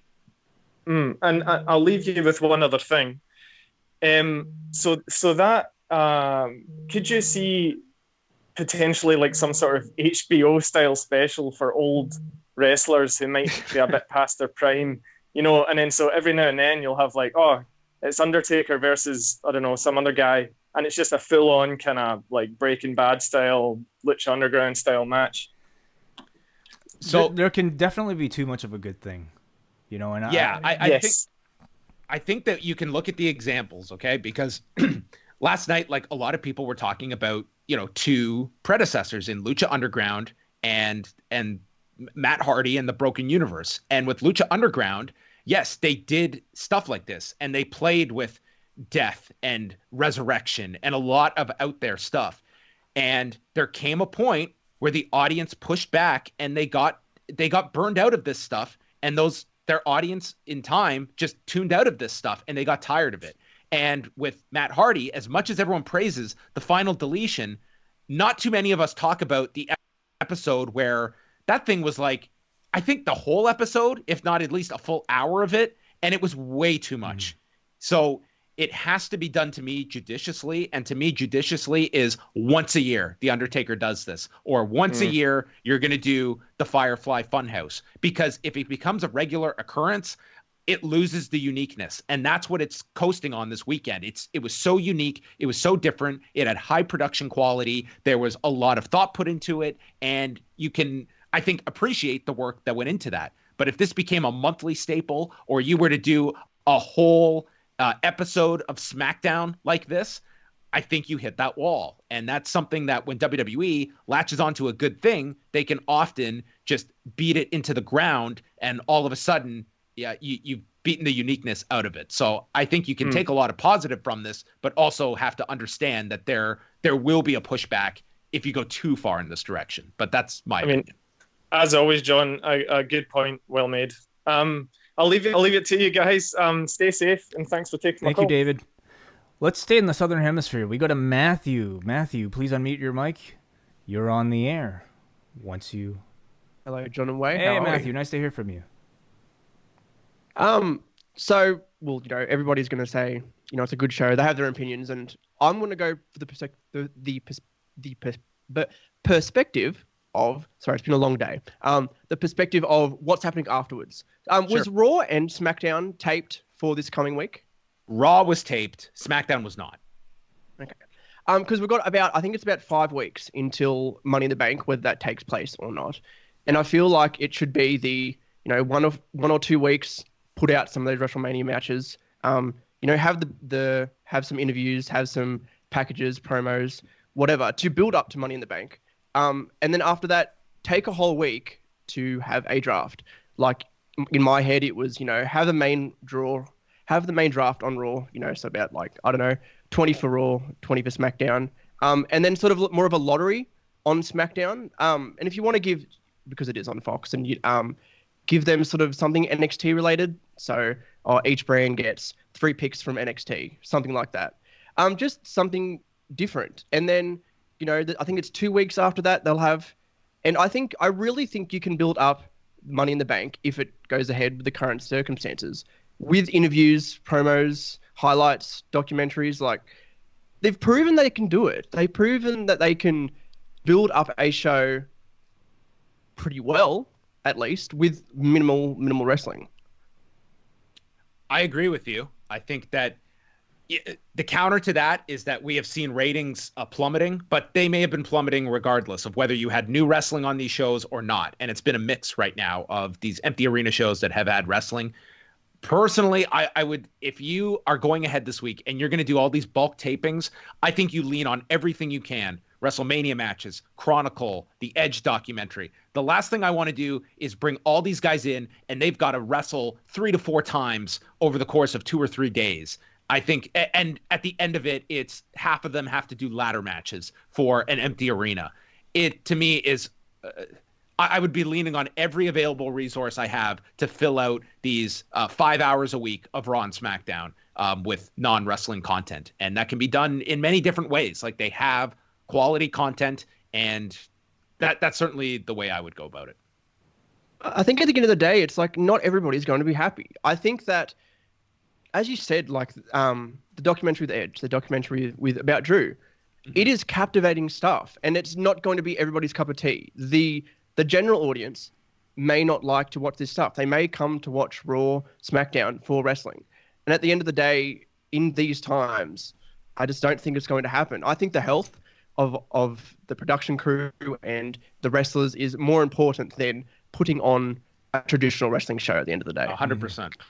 Thank you so much for the call, Matthew. Appreciate it. We appreciate it. No Thank worries. you. Have a good day, guys. You too. Brandon from New Jersey. Oh, he made it. You ask and we shall deliver. Please unmute yourself if you're available next to your microphone. Hello? There he is. Brandon. There's that voice. Hey. How are you? Where were you last night? Were you hiding in Monarch Park? You sound like an ex-girlfriend. Where were you at 9 o'clock at night? We wanted to I'll hear tell from you where he was. I'll tell you remember- where he was, John. This man was betraying us. Listening to the Lapped Fan podcast and their WrestleMania review, I know what you've been up to, Brandon. I know where else you've been. Look at Way. Way is the detective here. I had no idea what you were. Oh man, listen, I remember Well, when I was that's in all Toronto walking barefoot in Monarch Park. It was wonderful. You know, Way hasn't seen this yet, and as you being such a fan of Toronto, I hope one day you do visit. Man, there was a lot of Toronto in this, from Monarch Park. Dude, Dean Blundell and Todd Shapiro are in this documentary. Way has got to get on I this. can't wait. This documentary is awesome. It's probably one of the better ones they've done. Yeah, we've built it up too much. I'm worried about setting expectations too high for Way, and we don't want to have a Edge Randy Orton situation for Way. So we'll see. We want to get his unfiltered opinion tomorrow night on Rewind to Raw. Couple things that I'll leave. Who agented that Edge and Orton match? I mean, it went too long. It could have been better if it was, I don't know, shorter or whatnot. But and that's the question too. Is that under normal circumstances? I mean, you say, okay, it was a bad call. We went too long. In this case, like, you did have the ability to cut stuff, and for whatever reason, I assume this was the unedited version. I mean, maybe the real version was an hour, but it was to me, certainly, you look at that and. Maybe it was just too much of a respect thing for Edge and Orton. They had done this big program. We're not going to chop their match away in an editing room. That's the only idea I can come with of why you don't shave off some of that, because it's you did have that option. Who was the guy that directed 300? Huh? Asking the wrong. Todd Snyder. I wonder if there's a Snyder cut for this match. Jeez. And the Firefly Fun House match, I thought it was very David Lynch like. John Cena's trapped in the Funhouse forever. It's like very Twin Peaks like. I thought it was different, creative. I think it was better than the Boneyard match, and I kind of dug that too. I mean, except the AJ fist part sticking out on the ground. I mean, I kind of thought that was lame, but it was still good. It was different. And one more thing, John, do you think Carol Baskin's third husband, you think he actually left to Costa Rica and helped start Bodog Fight with Calvin Air? Jesus, I didn't know where you were going with on that one. I love you guys. I'll talk to you later. Bye. All right. That's Brandon from New Jersey, and we're one of his top 10 favorite shows. So we will be talking about Tiger King on Tuesday night for members of the Post Wrestling Cafe. We're going to... Did you hear that apparently there's a new episode on the way for Netflix? They're doing another episode. Really? Like one more? Just yes. One. This is the Affliction guy apparently let this tidbit slip. So how is he involved? In what? Tiger King. In the episode? The guy who was in the sorry, featured. I thought you were talking about. Wearing I was the thinking Affliction Calvin stuff. Iyer. Like you had me thinking No. from Bodog. Because of Brandon's reference. No, I was so confused. Calvin Air won't be in this episode, I don't believe. I don't think so. We're all discombobulated, and I think the only thing that might be able to set us straight is the voice of our man Neil, ending the phone calls for the evening. Neil, what did you think of WrestleMania Night 2? Hello, guys. How's it going? Hello, Neil. It's really nice to talk to you. It feels like it's been a wee while. I don't know why, but really good job today on the radio show. Oh, thanks. I saw your tweet and I thought, Jesus, you don't miss anything, do you, Neil? well, I follow you both. I don't even know what radio show he was on, but you're well, I can't remember the name the of the fan with station. Roger Lajoie talking Mania Night 1, actually. Yeah. It was very easy to find on the TuneIn app. So and very, very handily on the tweet, it said what time you'd be on. So I just added on 5 hours, and it was when I happened to be luxuriating on my settee. So I thought, I'll stick way on. And you did a really good interview, which, of course, would be what we all expect. And I also just wanted to say to both you guys, thanks again for all you're doing. And I mean, I know you hear this all the time, but Thursday was terrific, I thought, in particular. And I know that you've both said on social media how it was one of your favorite shows, and it was a really good effort by everyone, I thought. Yeah, that feels like it was a month ago already. That's kind of how time moves these days. But yeah, I really enjoyed that show. It was great. It was a lot of fun. It was incredible. Yeah, I know it was really, really good. And I also just on a personal note, and I know all of our families need to deal with this, myself included. But John, you said when you were talking on Ariel's podcast, you've got a family member who's a key worker who's having to go out to work out every day. You've talked. I mean, this isn't. Yeah, private info. I hope I'm not getting too close to home, but you have said as well about your fiance and taking her to and from. Our thoughts are with all of those people. I think that goes for it. Probably goes without saying, and maybe I shouldn't have even bothered. But I just want to put it out there. That. We completely echo your sentiment. Anybody who has to go to work, please, you have our best, and if you don't have to go outside, please don't. Yeah, absolutely. But sorry, as usual, when I get the chance, I'm going on to. So I'll keep my thought on WrestleMania very short. It's just the creative process for the Firefly Fun House. I cannot understand how you get Vince McMahon to greenlight that. I suspect he may have said, guys, I don't know what you want to do, but just go off and do it, because these are two nights where we can push the envelope a little bit. I mean, it's really hard to see him green lighting that, and I do wonder, because we always hear about the creative process in WWE being, committees of writers, and everything has to go past Vince, and that's how you end up with such a bland product. But as you both were saying, especially you, I seem to be more enamored with it than John. It was one of the more creative things they've done that I can even remember. I mean, creative in its true sense, and it was artistic. It was not one for the casuals. They would just think, my God, what is this? But if you understood the references in it, very deep cuts, and I loved it much more than the Boneyard match. And I wonder what you suspect. It's not much of a question, really, but I wonder what you suspect about the creative process there, what may have transpired. And thanks for taking my call, guys. Thank you, Neil. Thanks very much, Neil. We appreciate it. It's a great question, and I don't imagine we'll really know until something leaks out behind the scenes, or we wait for a big podcast where somebody describes it. But from what we can gather, a lot of these Firefly Funhouse segments have been a great deal of just creative leeway for Bray Wyatt, hasn't it?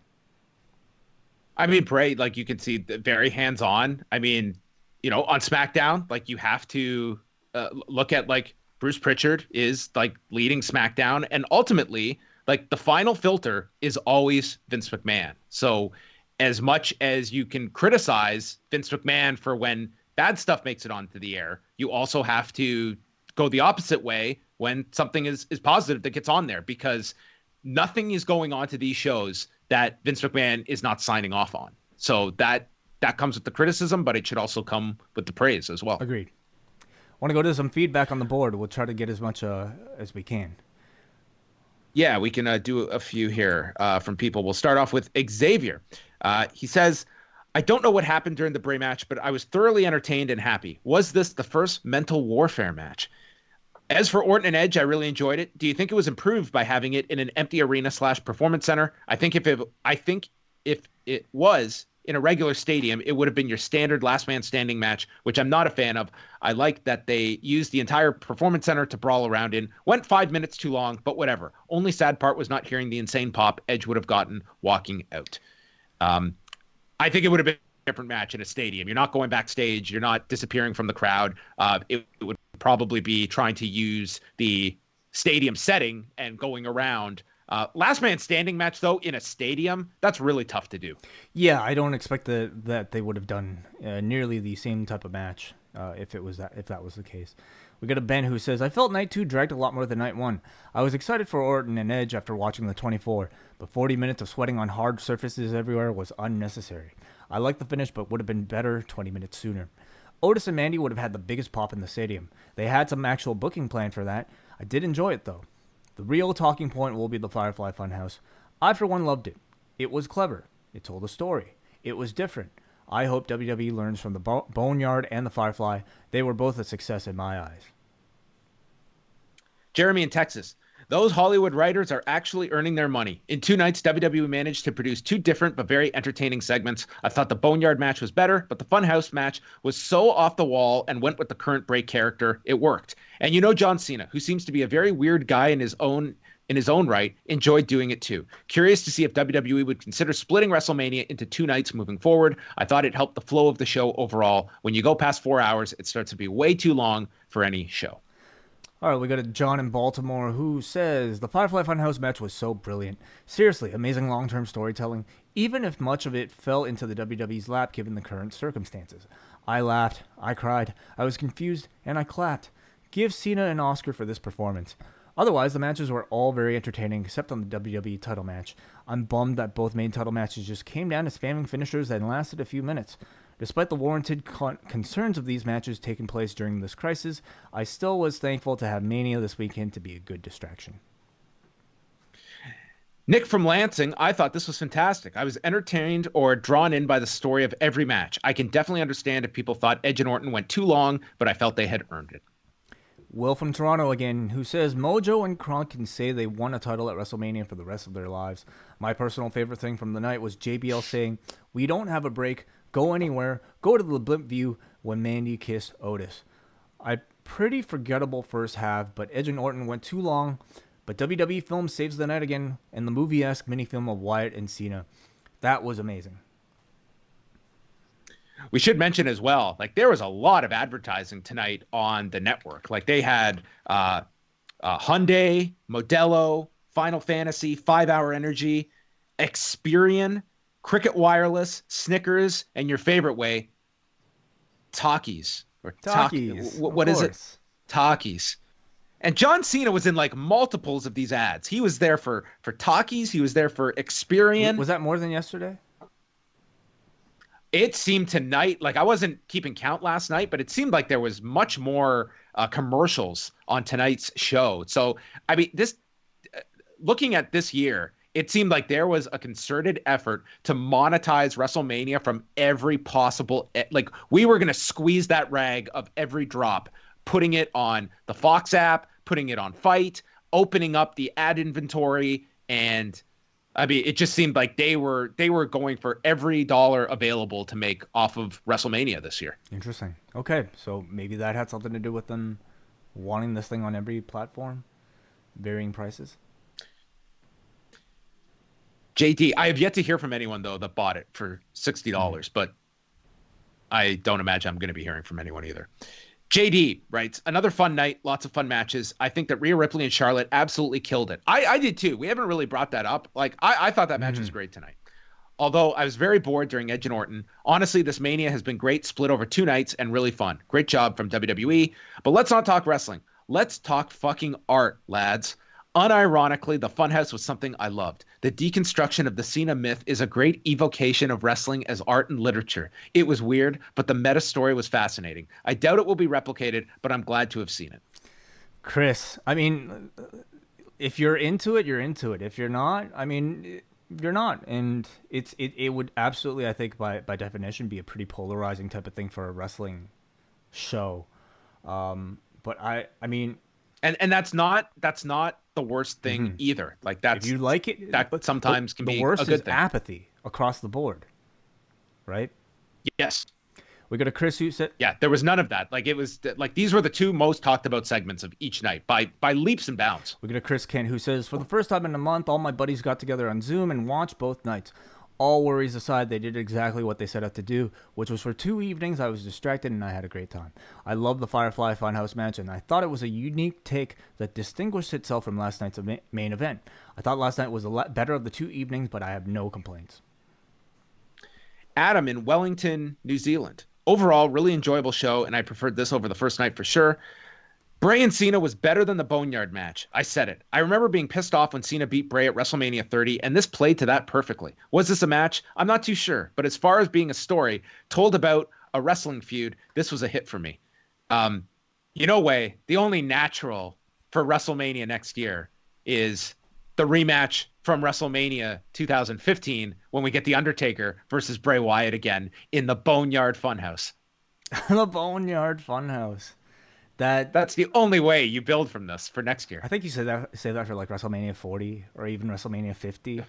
Oh, dude, I don't. Undertaker might have gotten some extra miles, but that dude's not seeing WrestleMania 40. Oh man, that's only 3 years away. 3 WrestleManias away. I feel like there's a possibility. Yeah, I'm definitely going out on a limb by making that prognostication. But my God, could you imagine? Yeah.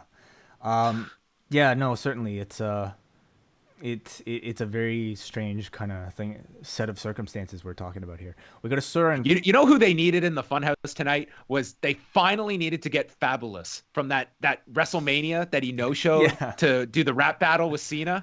That feels like that would have been right in line with the humor of this thing. Dude. That all these years later, Fabulous shows up to freestyle John Cena in 2020. If they went to that deep of a cut, like. They would be on a different level because I don't think. Listen, for who this was written for, every single person gets that. No, I don't know about that. Fabulous. Fabulous is a very deep cut. I throw it out to the chat room. I mean, okay, maybe our audience remembers it, but anyway, we gotta. That would be really strange. We got a Sir from, and how many people even know who Fabulous is in 2020 at this point? Oh well, it's really funny now in 2020 to say that Fabulous didn't come to work with John Cena, who is now like up 10 times the star that Fabulous is. Whatever it is, 17 years later. All right, we got a Surin from Portland who says, I have such a hard time with these crowdless shows. I'm no longer watching weekly, but still keep up with your recaps. I still had to watch WrestleMania, though, out of curiosity, but with no crowd and all that yelling and grunting, I'm fairly certain my neighbors think that I've been watching adult entertainment instead. Few thoughts. The Firefly Fun House match was no boneyard match. When Dolph low-blowed Otis and Michael Cole yelled, the official never saw it. Did the official not hear Michael Cole screaming this from 10 feet away in an empty building? Suspend that disbelief. Yeah. Chris from Pennsylvania. Just one thought about the Firefly Funhouse segment. WWE always seems so concerned with appealing to the casual fan. Brock, Ronda, Gronk, bringing back the legends, etc. So it was really shocking to see a segment like this that would be so confusing to someone who just checks in once a year to watch WrestleMania.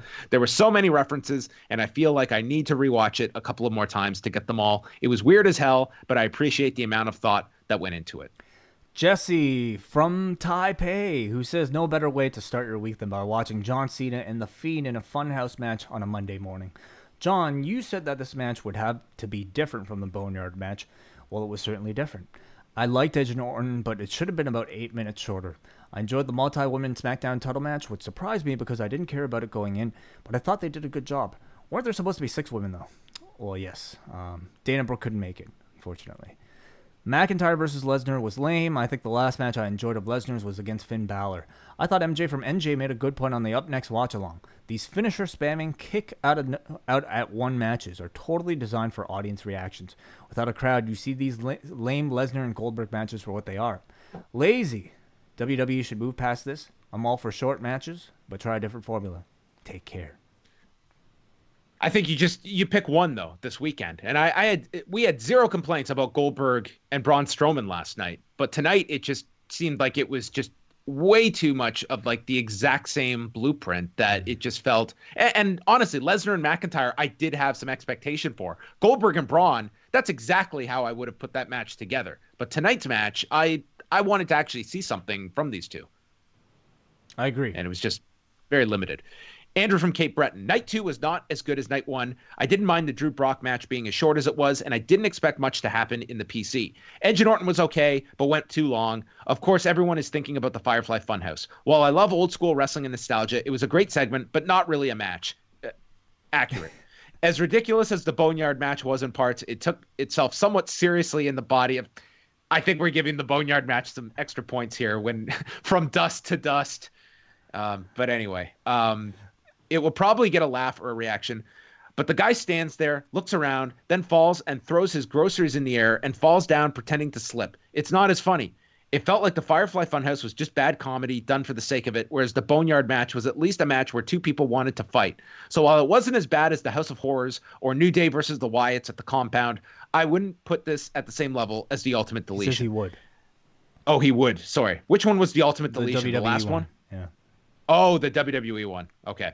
But nothing much to write home about. 5 out of 10 show. I mean, I have to disagree when he says that it was just bad comedy done for the sake of it. That's what it appeared to be on the surface, but I felt there was a lot more. This thought and the presentation, like this blew away prior WWE ones. And I'm not even someone that's, was crazy about the Firefly Funhouse, but to me, it was leagues above like the Wyatt compound or, similar attempts at this. We're approaching 2 hours here in our broadcast, so maybe we'll just do 2 more pieces of feedback. First, we go to Stevie French from Liberty Village, who says, "Great 2 nights overall. I find it funny how the style of a main event match has gone from the times of old and 60-minute time limit draws to today's main event style of hitting your finishers each 4 times and going home. 7 out of 10, in my opinion, over both nights." And the final word goes to Charles from Richmond. Loved WrestleMania. I think a combination of the short length and edited matches really worked. If they do end up running more big shows in our current situation, I hope they at least learn from this. As for what everyone's talking about, I really enjoyed the Firefly Funhouse match, and I think these production matches going mainstream may be what helps turn around the downward trend that the WWE is experiencing. It's anecdotal, but I have lots of casual friends that either stopped watching wrestling or never watched that love these shows. I agree that it cannot be every month, but it's different from what's currently bleeding viewers week after week. I agree with John's point about this not working in front of a live crowd. I think they can solve this by putting these productions after the show in the same spot as the short documentaries like 24, 365, or Chronicle. Maybe move these forward in the timeline and use them as part of the promotion for their events. I just don't think it would be the same, without that same level of anticipation that you typically give an actual match on a pay-per-view. We wouldn't really be talking about it. We wouldn't even be talking about it on this because it does not feel as important, if it was just a network special. Well, and I would argue that The Undertaker, to do this, WrestleMania is the time to do it. And then if that's the choice, like maybe you have to decide that this is not going to be a great live viewing experience for those in the stadium, but this is being delivered to the mass audience that is watching at home. And you just have to make that decision because there's no way around that. I feel like there's still a compromise, though. And I can't really recall an example right now, but I believe there have been examples where you go from an in-ring setting to something pre-taped and on-screen, and then back again. You can still have the pinfall finally take place in the ring while still giving people, that pre-produced element. Well, they did that with Goldust and Roddy Piper, where it was, the OJ chase, and then they end up in the ring at the end of it all. It's to me, it's just like watching this on the screen for 20 minutes in that stadium. It'd be really tough on the audience. I think they would treat it closer to intermission, and it'd just be such a different experience. You wouldn't be able to hear all of the lines. Everyone would be reacting at different points. It's just a different experience. But, you're talking about 60,000 people versus, the audience that's watching at home, which is much, much larger. So you always weigh that. Sometimes we'll watch an episode of Raw where it's much less wrestling content in the ring, but it's lots of backstage stuff, which this is a television show that happens to have a live audience that is not always going to be the number one priority to the larger amount watching. Big discussion about Fabulous right now going on in the chat from John. A range of comments. A lot of people do remember Fabulous. Bruhaven says, wasn't it supposed to be Jay-Z? John Cena says, F-A-B-O, yes. Bruhaven also says, who's Fabulous? MJ says, I admittedly don't remember this, but I 100% know who Fabulous is. Brandon from New Jersey, of course, knows who he is. And there you go. A lot of people discussing Fabulous. And thank you, everybody, for watching us live in the chat room right now for this broadcast. Thank you, everybody, for tuning into us live yesterday as well. This live broadcast is available for Double Ice Cap and Espresso patrons, as are all of our pay-per-view post shows. So if you like this and want to experience the chat room and want to call in, do consider signing up for that particular tier. Yes, thanks to everyone that tuned in all weekend long. We're going to be back on Monday with Rewind to Raw. We will go through the night after WrestleMania that's already been taped, and whatever they have, if there's any more news regarding what they're planning to do with SmackDown this week and moving forward in the weeks to come. Dana White announced tonight that he is going to announce the card for UFC 249 on Monday. Oh, wow. Okay. How far are we away from that? 2 weeks. 2 weeks away. All right. Let's see. So we'll do that. And if you get a chance to watch the Edge documentary, we can chat about that on Monday night as well. So keep it tuned to postwrestling.com. We'll have all the latest news and the schedule for all the shows coming up this week. Lots of great stuff to look out for. So thank you to everyone. Store.postwrestling.com. One last time for our I Wasn't There t-shirt with all proceeds going to the Sunnybrook Foundation and the New York Community Trust. That is available pretty much for the rest of the pretty much until Raw is probably when I'll take it down. So store.postwrestling.com is pretty much your last chance to get the shirt. Good night.